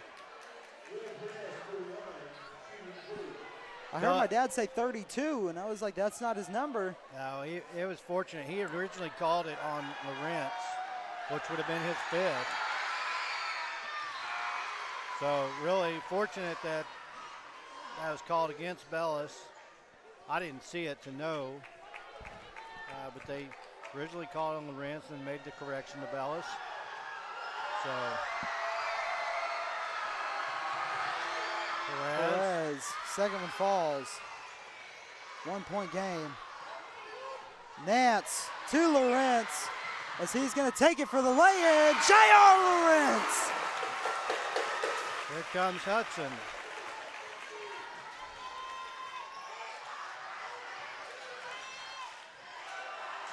And Gobin for 3, just off the mark. Rebounded by Bellis, and Nance takes it down, and he's fouled! Boy, and Martinez. Perez. I'm sorry. Perez. He's clapping at the official, man. I'm telling you, he gets worked up. He's going to get himself a call that he doesn't want to be in. He was immediately arguing with the official and then clapped at him as the official was walking off. So I think they're discussing whether it was shooting or on the floor. They're going to call it on the floor. Doesn't matter. Still got to be. I think no. Oh, they called it out of bounds. They called it out of bounds. So Nance going to pass it in for the Ponies. Got to get it somewhere. Gets it to Bellis. Bellis guarded by Hudson. He goes in. Gets it back to Nance. Nance now his favorite spot on the court in the circle. Up near half court. He's guarded by Gobin. Got to find somewhere to go. Gets it inside to Lawrence. Now Bellis. Now Nance. Nance now to Chronister. Chronister looking for somewhere to go. Goes to the top of the key. Got to find somewhere. Gets it to Nance. Nance beats out Greenhall. Nance now gets it to Bellis. Bellis drives inside. Gets it to Lawrence. Lawrence going up, and he's fouled. That's going to be against Short. And that's going to be his 5th.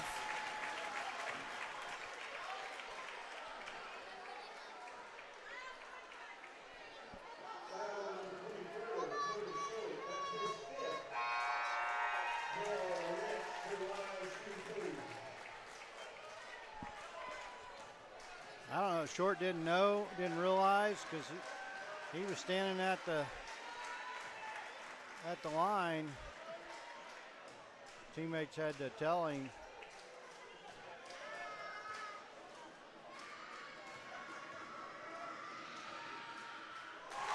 Lawrence first free throw falls. Oh, how the turntables.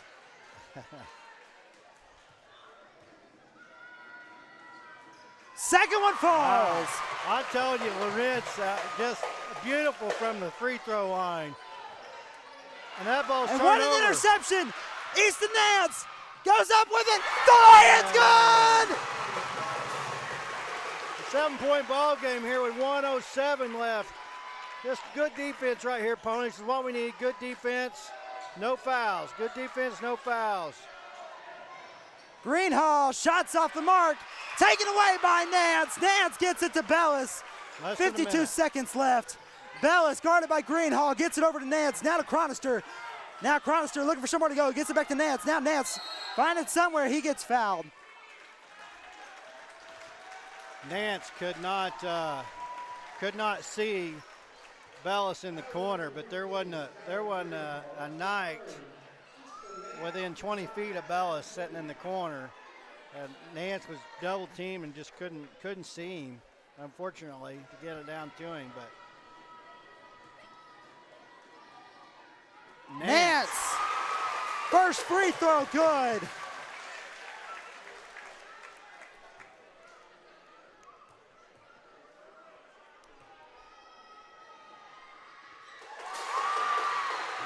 Nance is perfect from the line. And Perez, his shot's off the mark, rebounded by Bellis. Bellis gets it to Lawrence. Now Lawrence gets it back to Bellis. Haven't crossed half court yet, need to cross it soon. Foul called. Bellis gonna go to the line.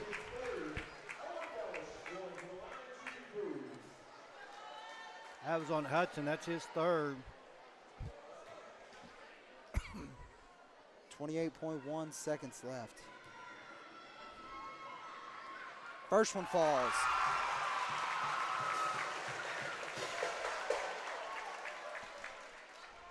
Ten-point game. Like I said, oh, how the turntables. And Bellis gets knocked to the floor as the second one doesn't fall. Gets it to Gobin. Tipped away by Nance, almost taken away by Bellis. Now Hudson. His shot just off the mark. Rebounded by Lawrence. No, rebounded by Hudson. He gets his rebound again, taken away by Chronister. Now Chronister gets it to Nance. Now Nance beats out Greenhall. 6 seconds left. Alexa Alexa, play Mama Said Knock You Out by LL Cool J because don't call it a comeback. The Ponies take it in overtime. By 10. And I'm going to real quick. I'm going to give J.R. Lawrence MVP. J.R. Lawrence put us in overtime from the free throw line. Four fouls from the third quarter. And didn't foul the rest of Lawrence, the game. He put us in overtime from the free throw line, and then once in overtime, he went to the line back-to-back, 4 for 4, and got our lead going. So, in my book, J.R. Lawrence, MVP of the game, with a close second by Kay Nares. Kay Nares had multiple takeaways, multiple punch-outs on defense. So fantastic job by those two players and the rest of your Kellyville Ponies. What a game, folks. What a game. Now, hey, don't leave yet. Don't leave yet. Don't click off the video yet because here come the Lady Ponies. Yeah, I'll tell you what. Little out of order tonight. Most people may be used to watching the boys play and then clicking it off and going to bed for a night. But, folks, we got another full game coming at you. It's normally ladies first, but tonight it was boys first, just due to homecoming. But I just played a full 48 minutes. I'm out of breath. I'm breathing heavily. I'm standing up. Hands are on my knees. Like, hey, as much as stress and everything else, I'm hoping for another game like that. It was a very well fought game, very tight called game by both teams. I mean There were some questionable calls, but it was both ways. It wasn't, questionable one-sided where you start getting agitated and thinking that it changed the outcome of the game. Again, I thought overall tight called game, a lot of fouls called, but it was pretty even. So. Well, Terry, we got about a 10-minute break, usually our halftime break. We're going to need it. Rest our voice a little bit. Yeah, just take a little bit of a breather, but, I'm good and well, I'm going to go talk. Anyway. Get some refreshments and come back and join us here in about 10 minutes.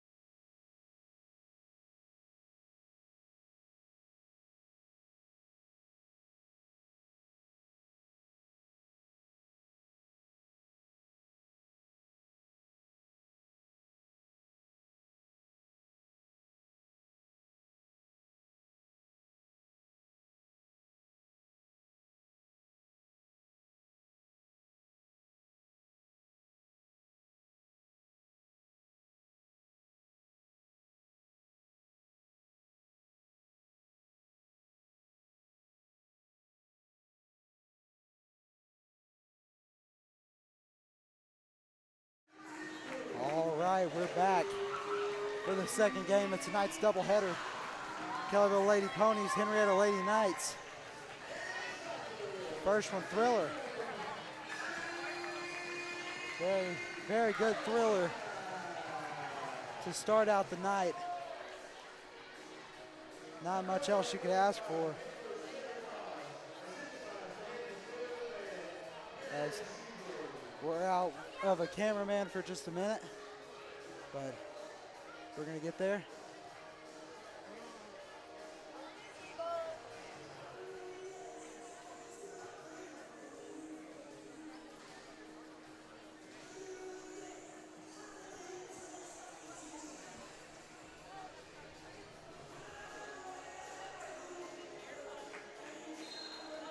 Kenny Loggins Blair's in the event center. We're gonna have Greenhaw and McGuire for the tipping duties. Byram taking it up the floor for the Lady Ponies. Now over to Fairson. Pass to Cargill, intercepted by Greenhaw. Greenhaw guarded by Cargill. She passes over to Lee. As Lee kicks it out, that ball is just off the mark. Three-pointer rebounded by McGuire. McGuire pass to Byram. Byram goes inside, lay in. First one's good.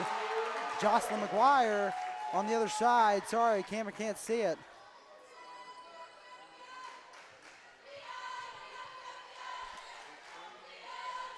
Now we're back with a camera person. As Bowman has it, and that's tipped by Byram. Student section in full force tonight. 0-0 Lawrence. And that three-pointer is short. I can't see a number there. Number 20, Serenity Rex. So her three-point short, tipped off a Lady Pony, and now Greenhall with the inbound. Now pass inside to Lee. And Lee rebounded by McGuire as that mid-range jumper is just off the mark. McGuire's taking it down. She goes all the way. Tony McGuire.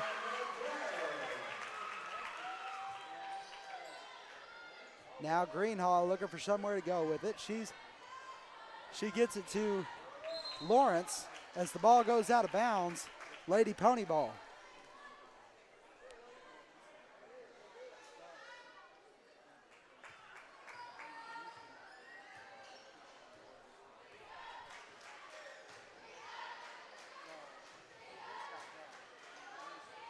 And that pass to Byram is just long.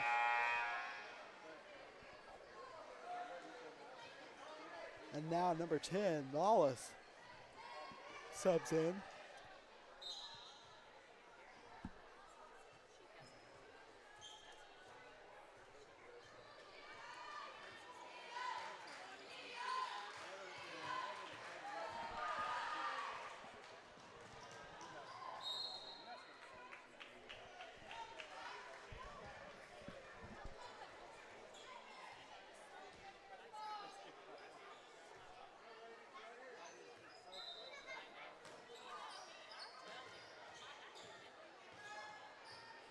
Now Byram to die.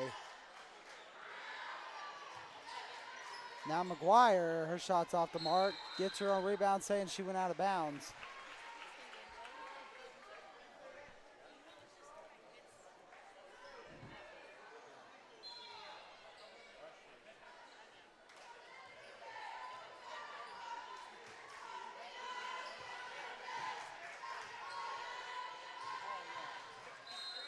And they're going to call her for a travel. That's Lawless.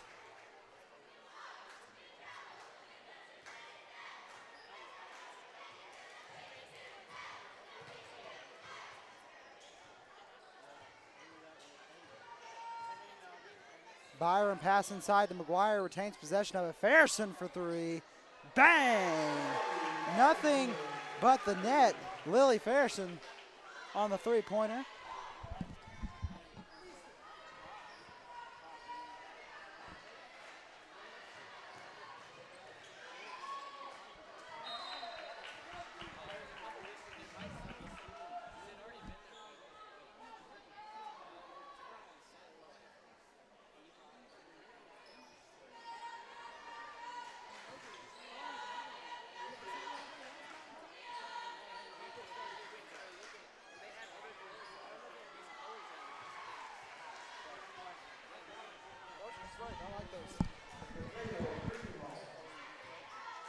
I did.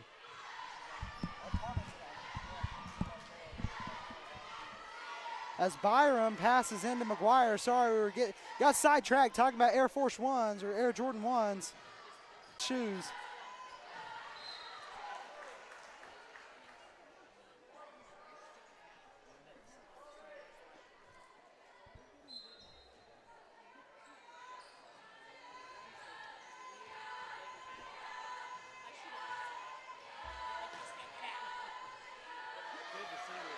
Farrison with the takeaway. She takes it all the way down. Layup's just off the mark. Rebounded by McGuire. She puts it back up. Her layup's just off the mark.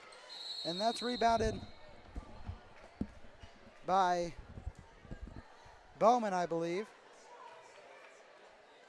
Well, Jacob, I apologize coming in late here. Well, you're like me, Terry. It's fine. I understand. Yeah, thought I'd take your role. I saw you sit down at the table before the game was starting. I was like, well, heck, I can pull a Jacob. Hey, listen, I had to do it. I couldn't help myself.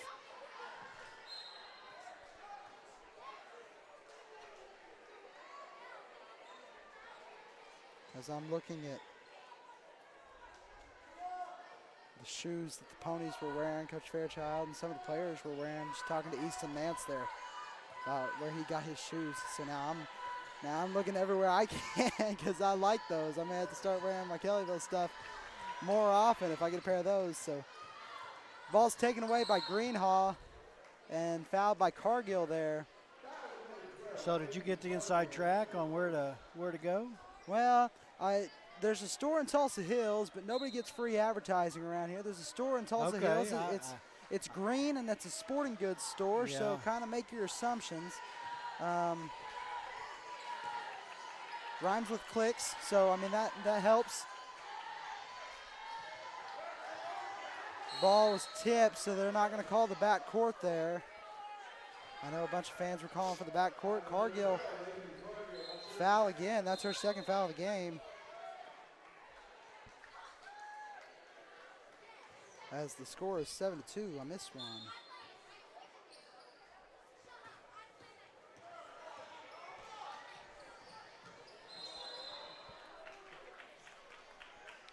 And a walk down on the other end by number 10. And that is Lawless.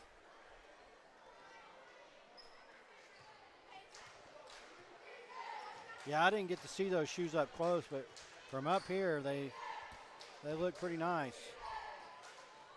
They do shine pretty well. I mean, it's not like a sore thumb. I mean, Michael Jordan once called them the ugliest shoes in the world, and they're his own shoes. So.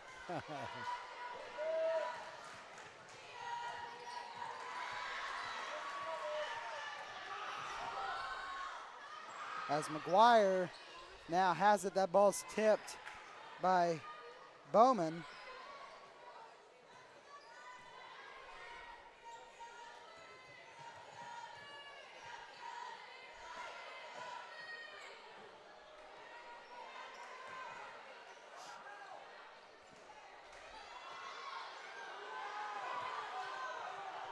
And Henryetta can't get the ball to fall. They had multiple shots on goal.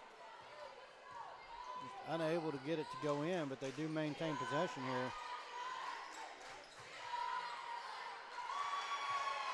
And a layup by 10. Lawless.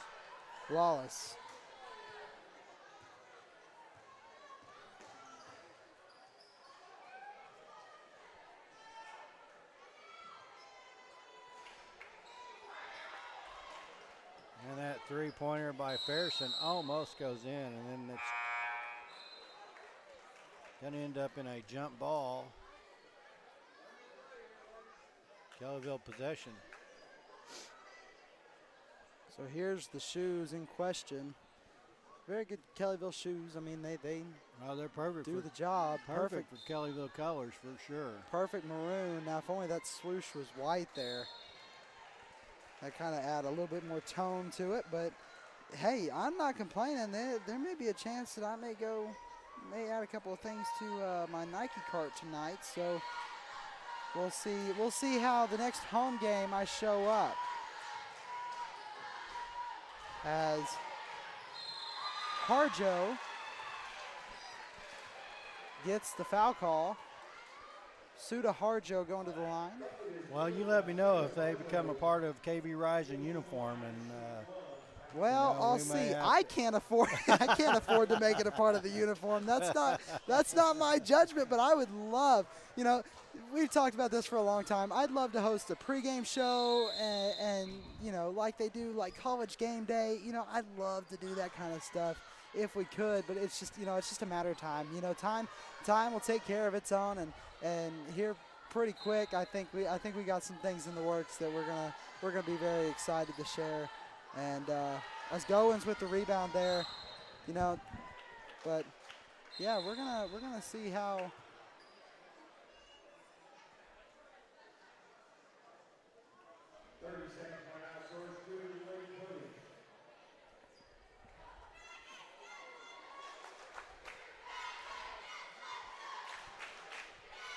Well, something like this, you know, pretty much all volunteer, takes time. And we've come a long ways over the last couple years. Yes, we have. Yes, we have. I remember the days before any of this equipment, and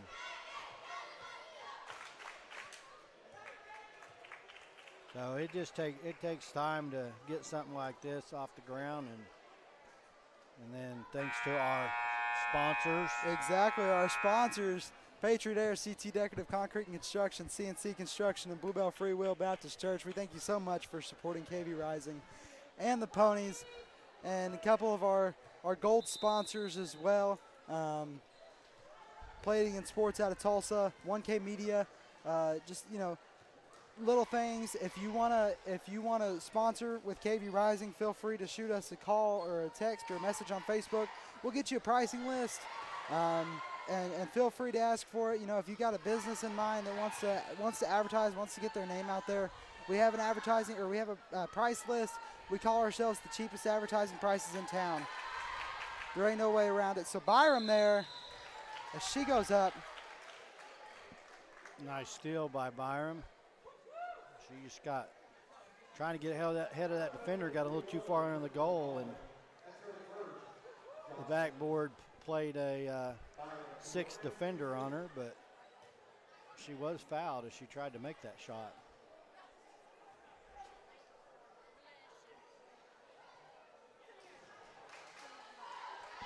Okay, looks like 20 and 12 have switched numbers, so Harjo and Rex have switched numbers.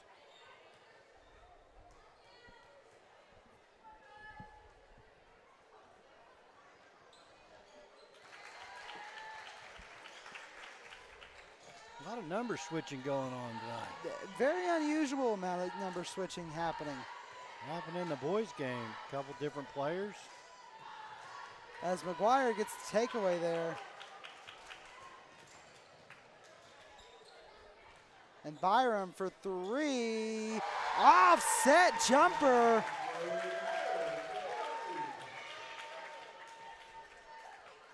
Scoreboard has her at 11.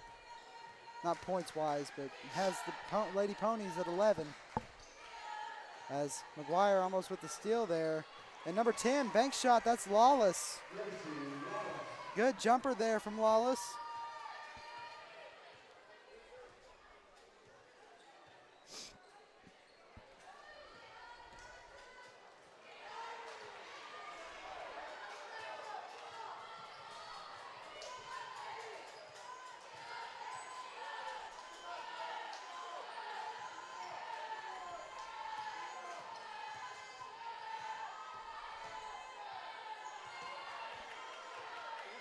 And now Bowman tries to get it off, can't get it off in time. So after one, Kellyville 11, Henryetta 8.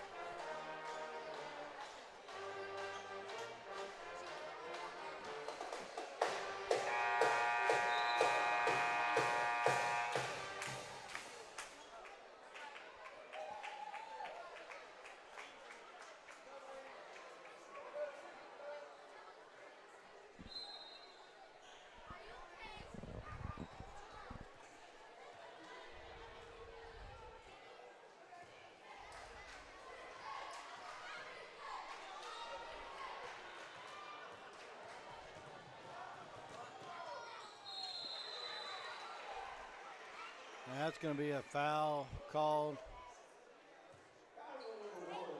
on McGuire. It'll be her first foul, sending number 4 to the line.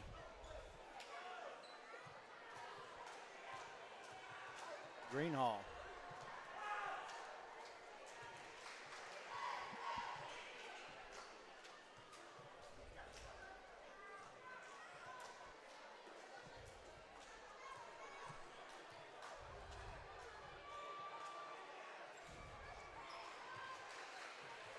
And Greenhall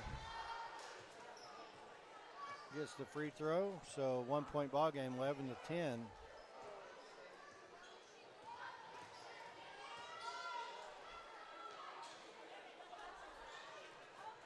Byram with a 3-point, no good, but right underneath the basket is Dye, and she gets the rebound and put back.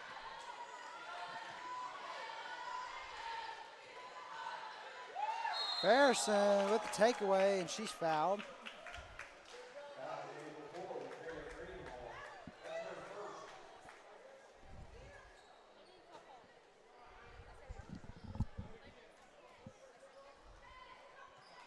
McGuire at the top, gets it over to Byram, gets inside to Dye, back outside to Farrison, and she's going to be fouled shooting 3.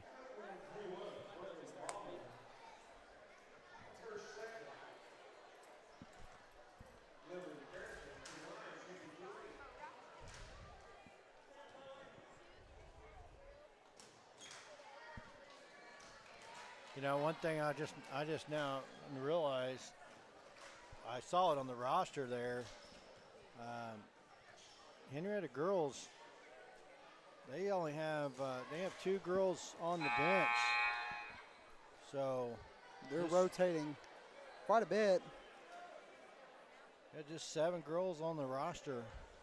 Very unusual for high school basketball. So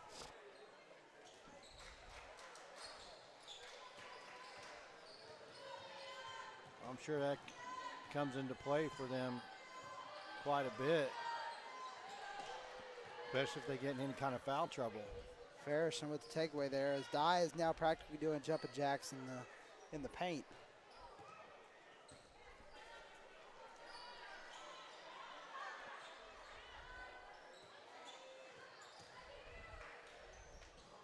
Farrison for 3. Her shot's just off the mark. It's rebounded by Rex.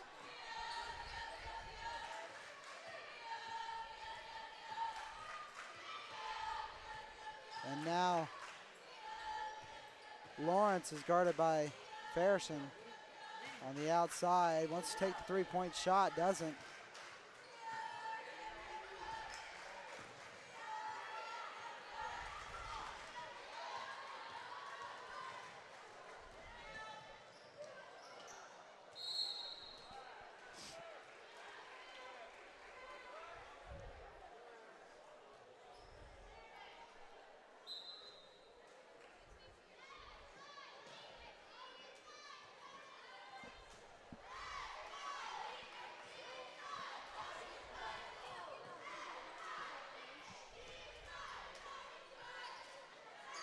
There's a 3 off the front of the rim. Henrietta's able to pick it up. Against Lawrence for a travel.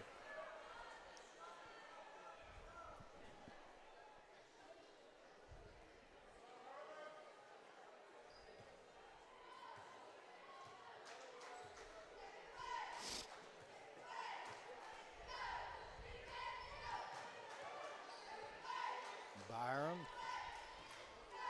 Now Goins gets it out to Byram. Byram for 3, just off the mark, just off the front iron. Taken away by McGuire there. Gets it out to Butler. Now Butler over to Farrison, just a little high. Gets it over to McGuire now.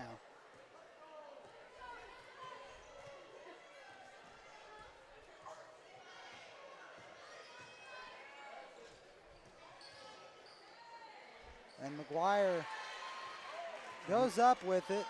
Can't come down with it. Hard pass inside. Goes out of bounds. Lady Pony ball.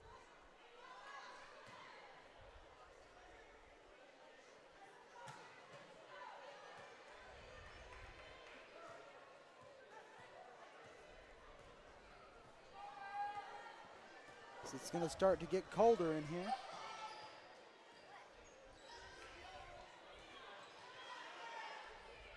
Farrison for three. She's off the mark. Rebounded by McGuire. Gets to Byram. Now Byram driving in.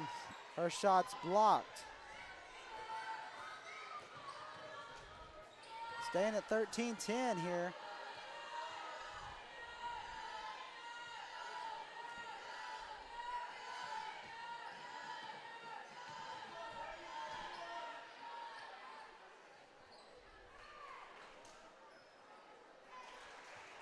That shot falls. I couldn't see a number on that.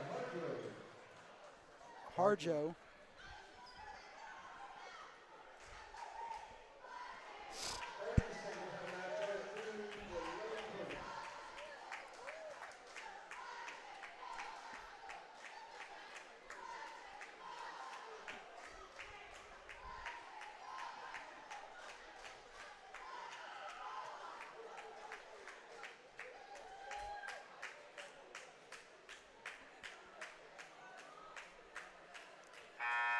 Coach Todd very, very animated in the huddle over there.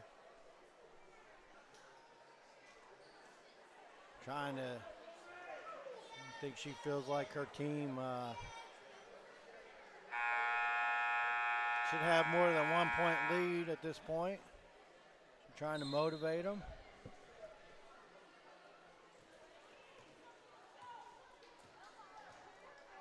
McGuire now.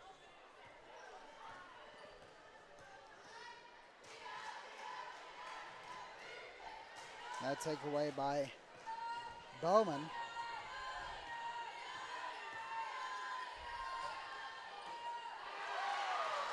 Now Goins with the takeaway. Pass to McGuire. McGuire lob over to Byram. Farrison keeps it in bounds. Gets it back to Byram. Now Byram to McGuire. McGuire over to Goins.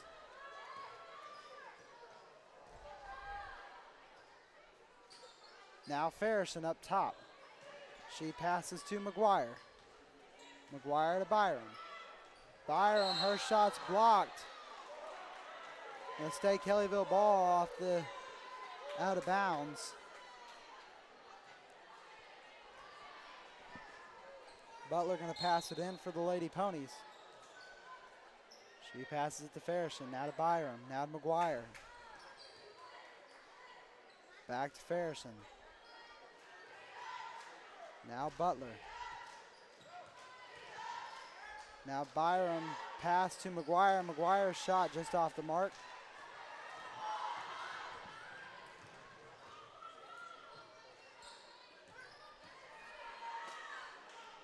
And that three-pointer is good by Lee.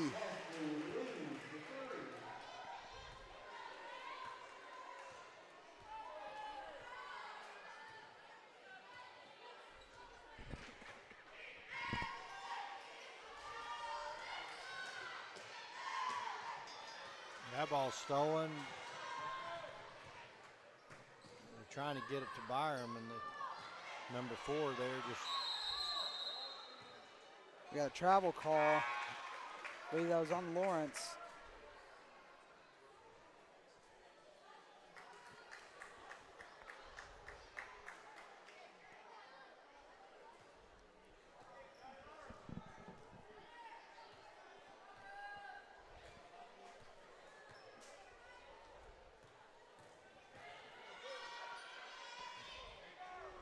And Farrison shot just off the mark.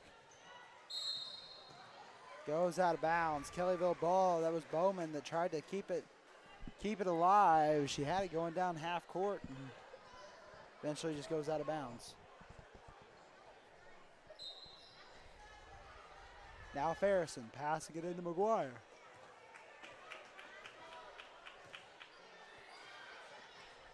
Byram, her shot off the mark, rebounded by McGuire. As she gets it to Dye. Now Dye, her shot's good. Nice jumper there by number 15, Dye.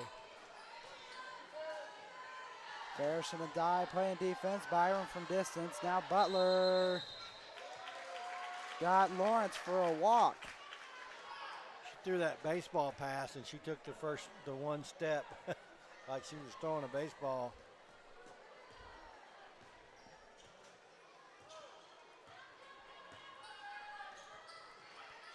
Byram inside to Dye. Dye goes up with it. She's blocked. Now McGuire with a takeaway, gets it back to Byram. Byram guarded closely. Back to McGuire, now over to Farrison. Farrison guarded by Lawrence. Now McGuire guarded by Greenhall. Now Byram over in the corner. She's guarded by Lawless. She goes up with it, can't get the fall. 58 seconds remaining in the half. And we got another travel call, this time on Lee.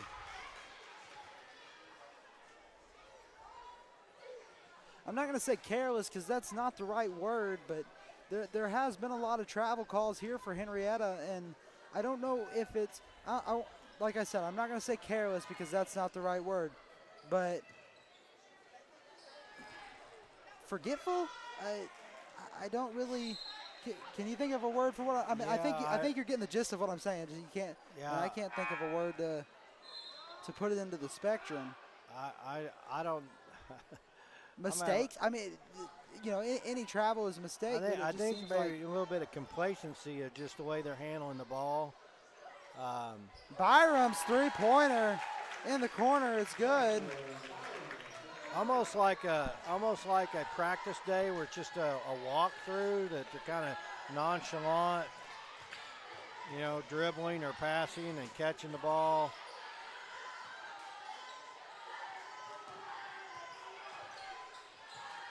Farrison with the takeaway there.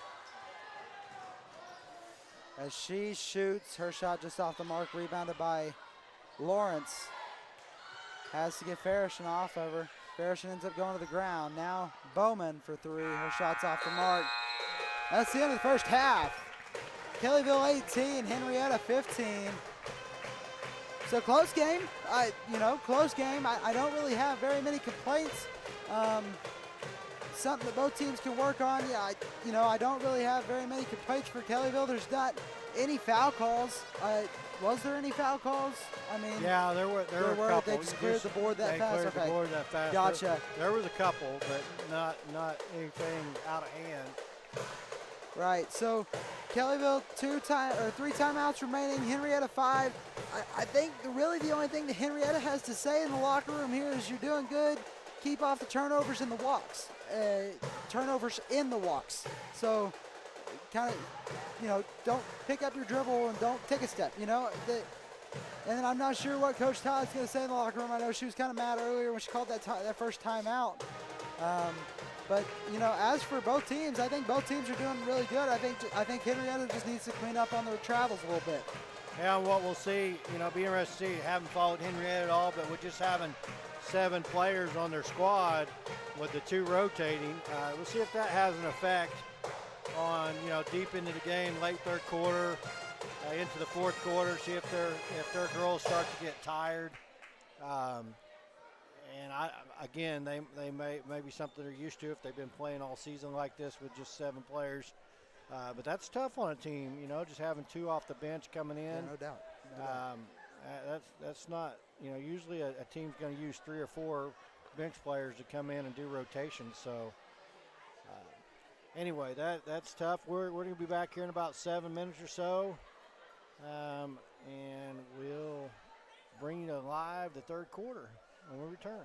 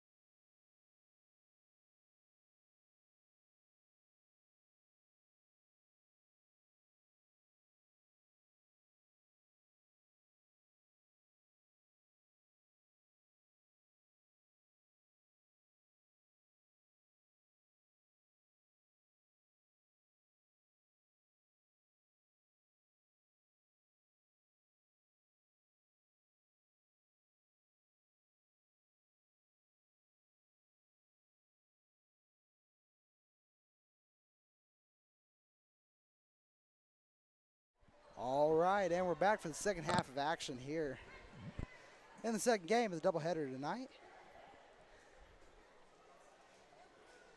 You're breathing heavy again. Yeah, I know. It's like, once again, why do I pay for a gym membership? That's my one and only question. I don't understand why I pay for a gym membership. Well, you get a good workout twice a week. So Yeah, twice a week. I need to go 5 times a week, I guess. Tuesday and Thursdays are the only days we don't go, so, you know, I guess it all evens out. Well, say Tuesdays and Thursdays, like there's a game on Thursday. You can go on Fridays, so 4 times a week. Double on Fridays, so it's okay with me. We had a nacho spill. I asked Coach Wood about it. He said nacho business. No, I'm just kidding. We had a spill from the balcony on the visitor bench side. So quick cleanup before halftime. We're back underway.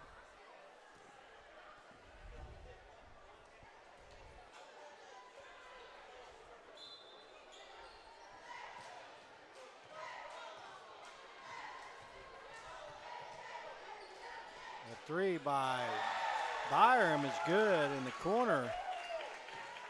I think Jocelyn Byram's found her favorite spot on the floor, as she has had a heck of a game tonight from 3 points. From 3-Pointville, so she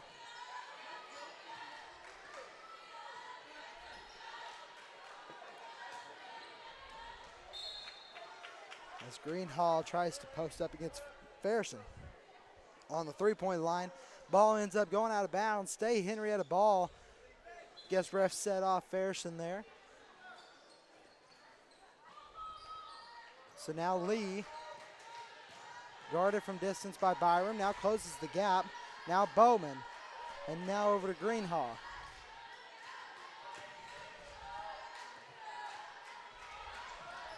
Greenhall saved it from going back over from half court there. Wouldn't have mattered anyway. The ball was tipped. Now Cargill guarding Bowman. Pass over to Greenhall.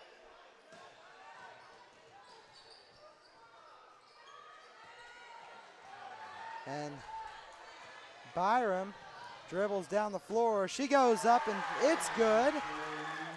Jocelyn Byram for 2.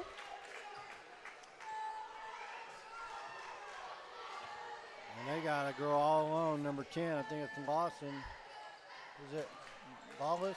Lawless, yes. Lawless. And that's rebounded by Cargill, I believe, pass to Byram. Now McGuire up top of the key.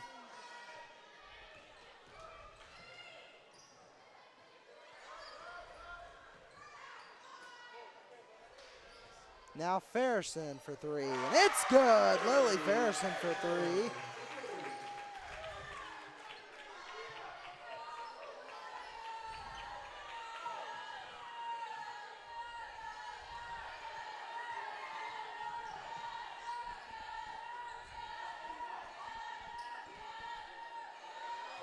Hey, good game tonight.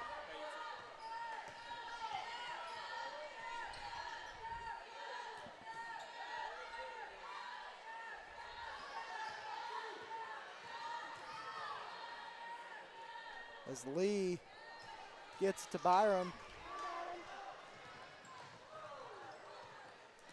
And Byram now tackled to the floor. She's down for just a moment. Picks herself back up, taking a while. Starts limping. She got that pass to McGuire, but she fell beforehand. That foul's on Lawless. That's her 3rd.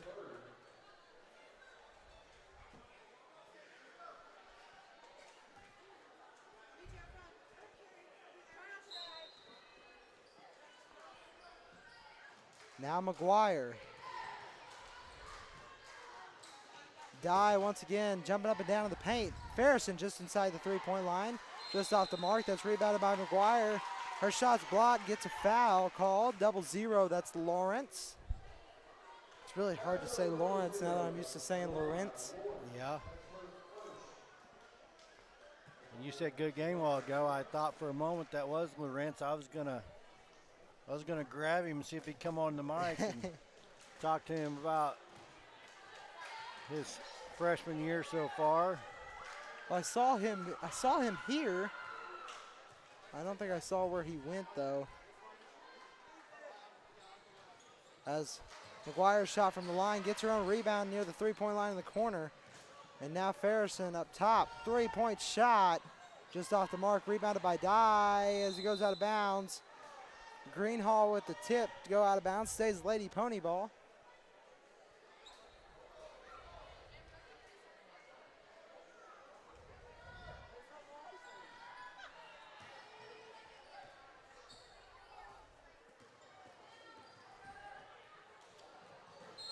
Byram tip, and she's knocked down by Greenhall.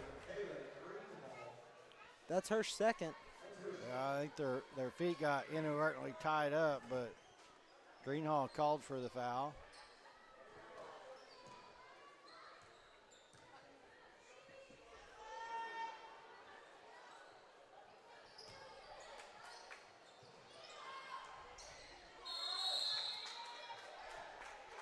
And Cargill fighting for that rebound.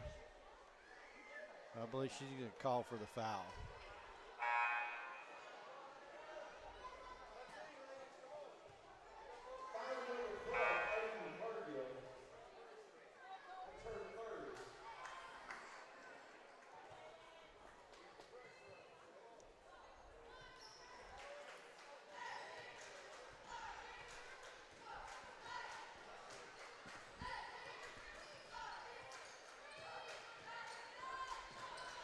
Now Greenhall passes out to Lawrence.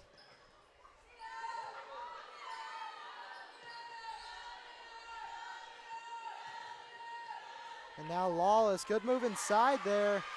I believe that's their first points of the third quarter.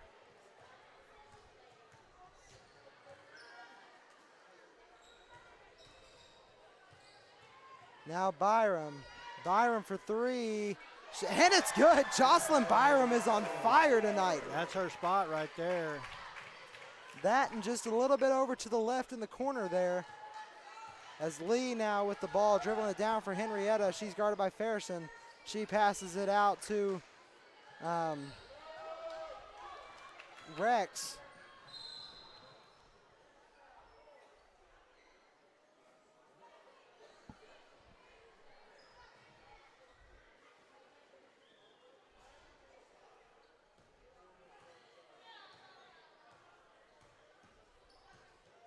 Now Ferguson over to Byram. Byram for three, and it's good! Jocelyn Byram, bang! Just about the same spot.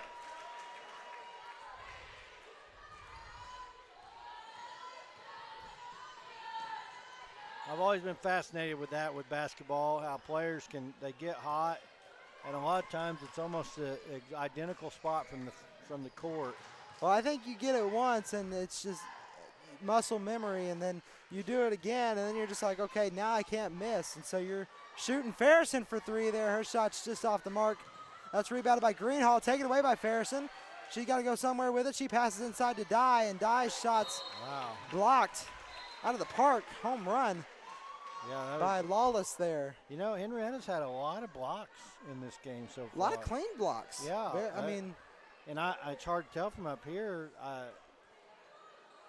You know, it doesn't look like they got a huge height advantage on us, but they've had a bunch of blocks.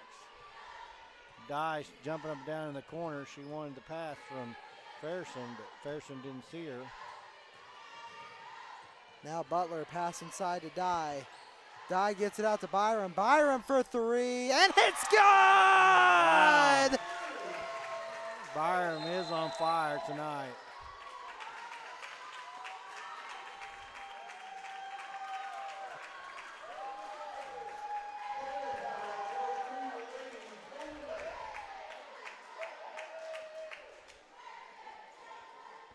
I'm not sure how many points she has.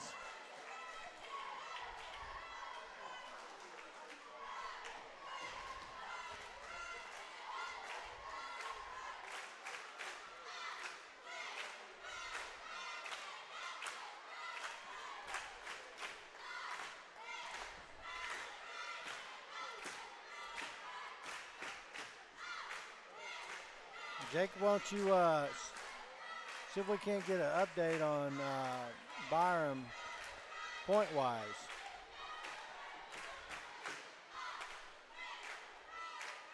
Trying to get attention is the worst part about it. We can't get attention from up here because he's not looking. It looks like he's looking right at us, but he's not.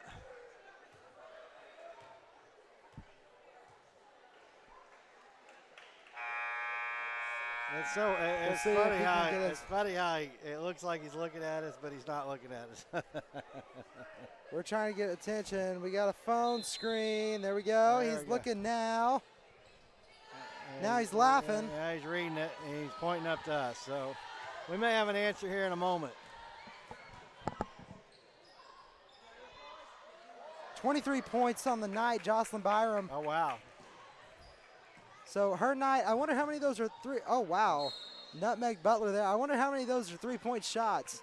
Yeah, you probably don't be able to ask him that. Yeah, no, that's probably too much Italian, but.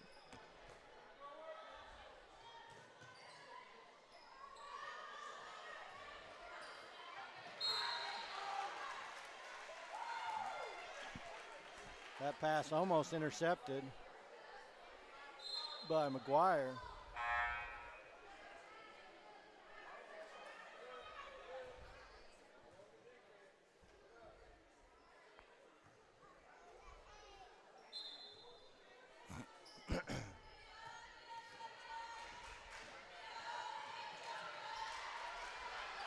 Almost takeaway by Butler there. Going to call her for a travel.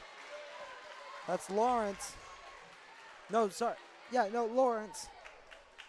Lawrence almost got her mixed up with Lawless there, but that was Lawrence. Once again, I think that was more of out of her control. I think she kind of slipped there going down. Farrison now to Butler. Butler to Byram.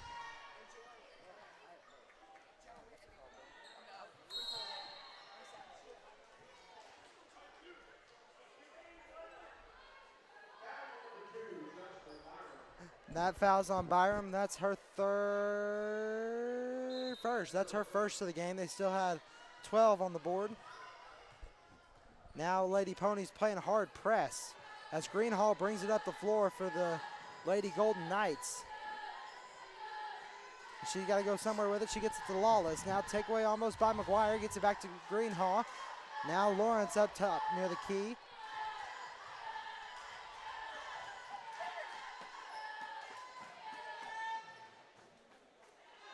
And that shot's just off the mark by Harjo. That's going to be a kick ball, but no call there.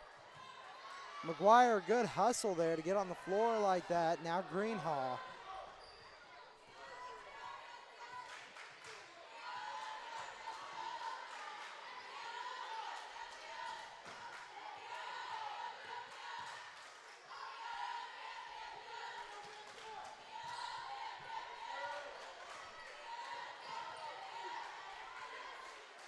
That was just off the mark. That was rebounded by McGuire. Goes out of bounds, unfortunately. 54.1 seconds remaining here in the third. 35-17, Lady Ponies on top. Not very many foul calls in this game here, Terry. I'm starting to lose my voice. I don't know if you can. Yeah, you're starting to tell because you can hear it squeaking. But Farrison tip. Nice steal. And she's going to go. See where she can take it. And she takes it. Mid-range jumper is good. Well, there's everything she could do not to walk. Did you see she put on the brakes? And just after she released that ball, she took steps. And now Dye. Ball's being taken away from her. She gets it inside to Greenhall. Greenhall goes up with it. Now it's rebounded by McGuire. That was intentional. There was no doubt that was intentional. Greenhall, that's her third foul of the game.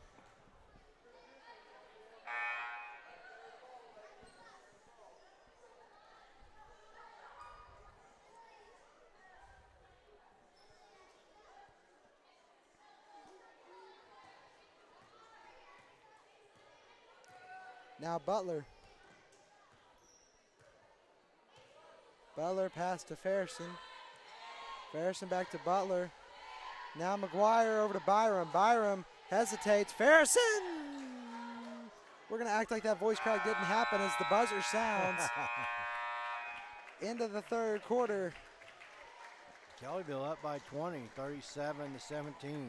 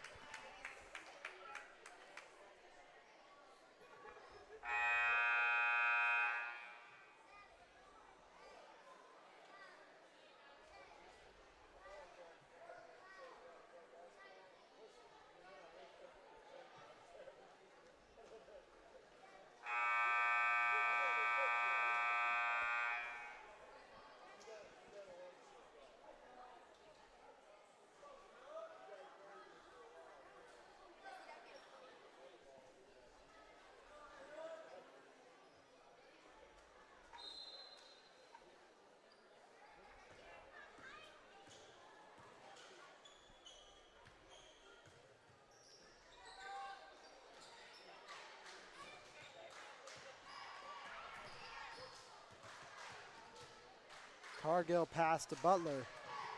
Butler down to McGuire. McGuire now over to Cargill. Cargill for three. Shots just off the mark, rebounded by Bowman.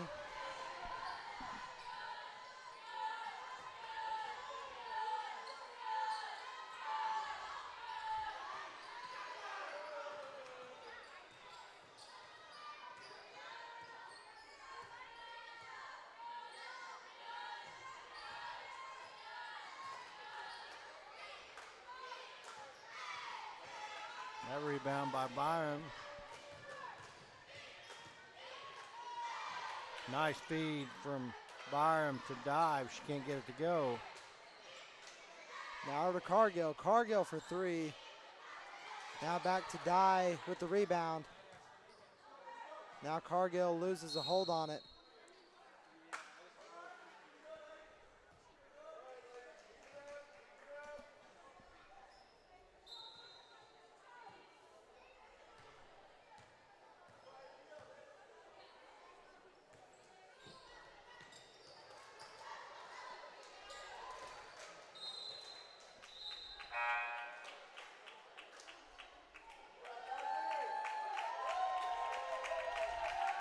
As Byram going to come out of the game.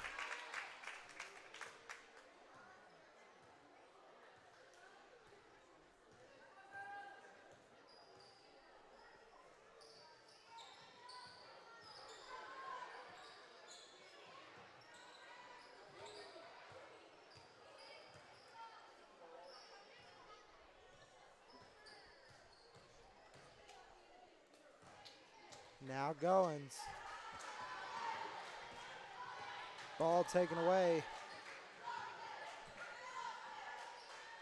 And that ball goes out of bounds. Stays Golden Knight ball, 37-17.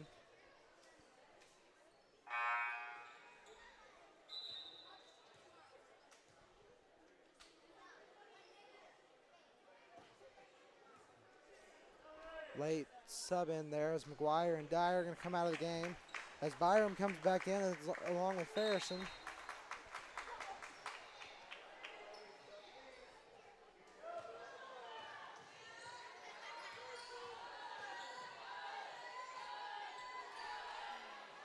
The ball's knocked loose and finally going to be picked up, and I think it's Goins that passed it on to Byram. And Byram is fouled hard. That foul's on number 10, Lawless.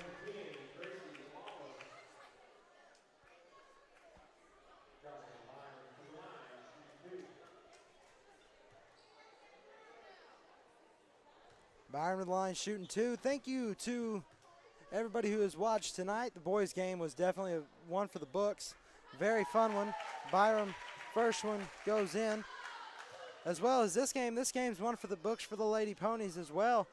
2 very good games tonight, both going in Kellyville's favor so far. As the second one, I should shut up. As the second one, it just goes in and out. Rebounded by Bowman. She's guarded by Ferris, and now Lawrence. Yeah, if you missed the boys game, it's definitely worth a rewatch, which you can catch on our YouTube page. Cargill almost saves it from going out of bounds. The Ponies just fantastic from the free throw line tonight, which is what got us. We were down. Wasn't it over 10 by 1 point? We were down by 11. And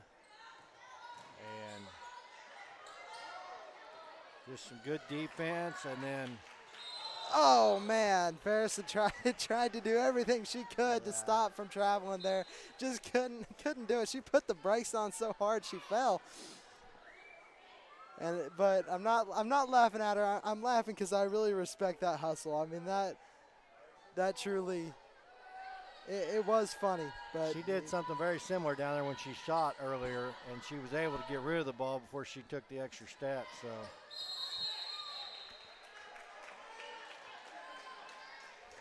Goins there with the rebound along with Lawless as they both come down with it. So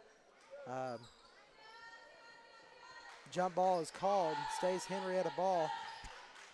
Now Bowman pass to Greenhaw. Greenhaw outside. Payne gonna call her there for a walk.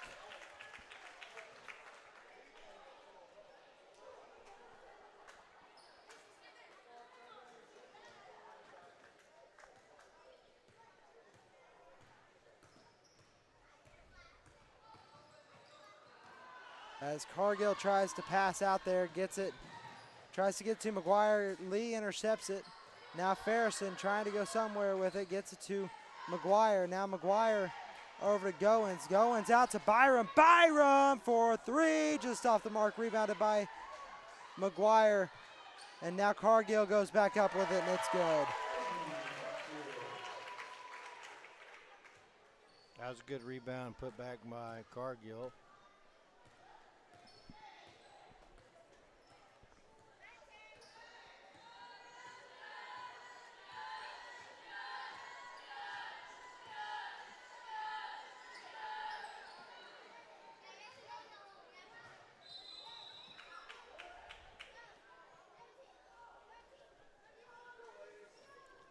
Exactly 4 minutes remaining.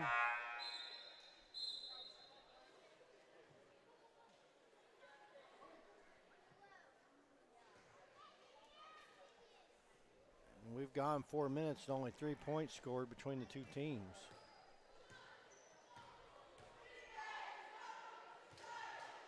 Ferrison takes a step up. 3-pointer just off the mark. That's saved by Lawless. That was a good save. Gets it to Greenhaw as Greenhaw brings it down the floor for the Lady Knights now. She passes to Bowman. Bowman gets called for a travel. Goes the other way.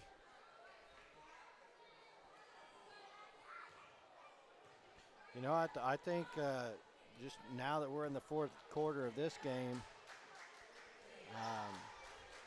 kind of same this game as the boys' game. There's still a ton of travel calls. So I think sometimes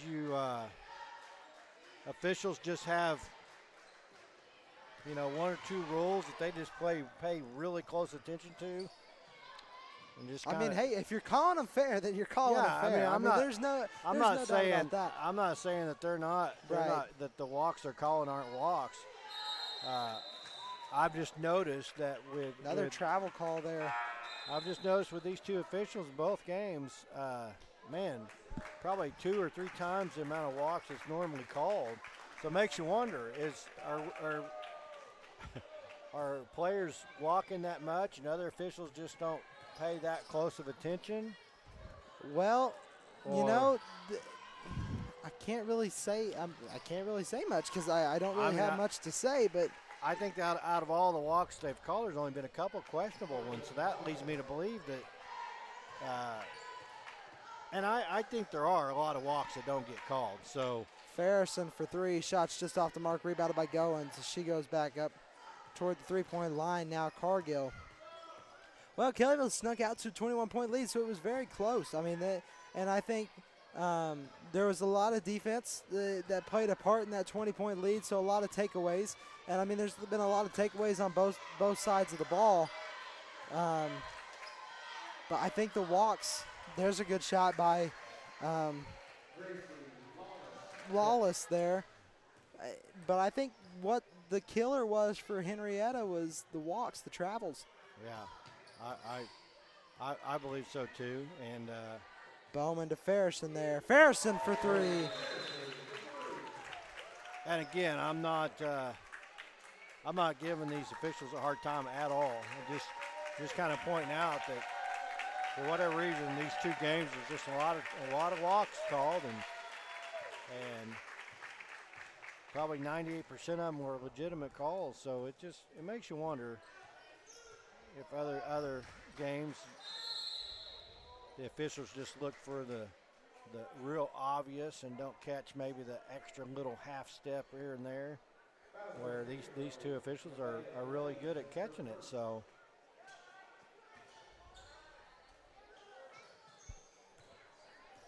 kind of like the umpire in baseball or softball that likes that outside corner that other umpires don't call, you know. Oh man, those are the calls that make me the most mad.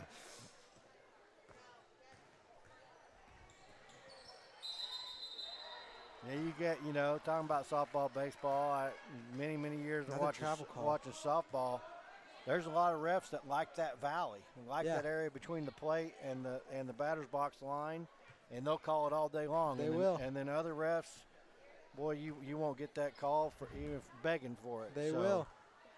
It makes me mad. But it's an objective job being an official, and you're going to take a lot of hate and criticism for it. Absolutely. So you got to be. It's a very well mentally oriented job. You have to be mentally prepared for the amount of hate and unnecessary, remorse that you're going to get from, both teams. Especially, I have a lot of respect for officials nowadays, especially the high school level. It's very difficult to be an official in today's world, today's society. I think they take a lot of verbal abuse. Well, and then one wrong move, and then you're all over TikTok. So you got True. You got a big. Absolutely. You got a big margin hanging over your head there, because if you call a game too bad, then you're all over TikTok. Well, these 2 guys have done a good job. They called a tight game. Oh, man, Blaze goes down there trying to defend Greenhaw. But most important, between these 2 games, Jacob, I will say with one last comment on the officials, they called a tight game, but did not influence the game at all. Yep. I've watched a handful of games in my time where the refs had a huge influence on the game, and I hate when that happens. So yeah, well, I mean, there is 3 teams on the court. There's the home team, the away team, and then the officiating team. And sometimes, and I'm not gonna make any calls because these guys have certainly done a great job. As Powers gets the steal there. My hat's off to them for no more than they get paid to be out here. Absolutely. I'm glad that there's somebody like them that'll do the job. I couldn't do it. I know I referee up here, but I couldn't do it. I have tremendous respect for officials. Another travel call. Another travel call. I had to sneak one in there before. Yeah, that was a travel. Yeah. You know. Had to get that last one in. Yeah, you know? the night ends perfect there with a blown whistle and a travel call. Because there's just been, as you say, there's been a lot of people going on vacation tonight. Yeah, a lot of vacations happening.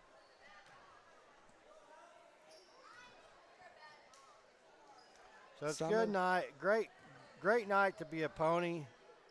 We're going to walk away with two wins here on homecoming night. So you can't ask for more than that. The boys win in overtime by 10, and now your girls win here 43-25.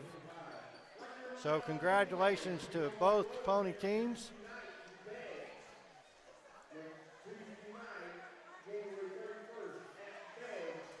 So next game is at Beggs Tuesday night, January 31st. Unfortunately, I doubt we'll be able to make that game. I'm not sure. Do not quote me on that because there's a chance we may be there with an iPad, but I can't make any guarantees. So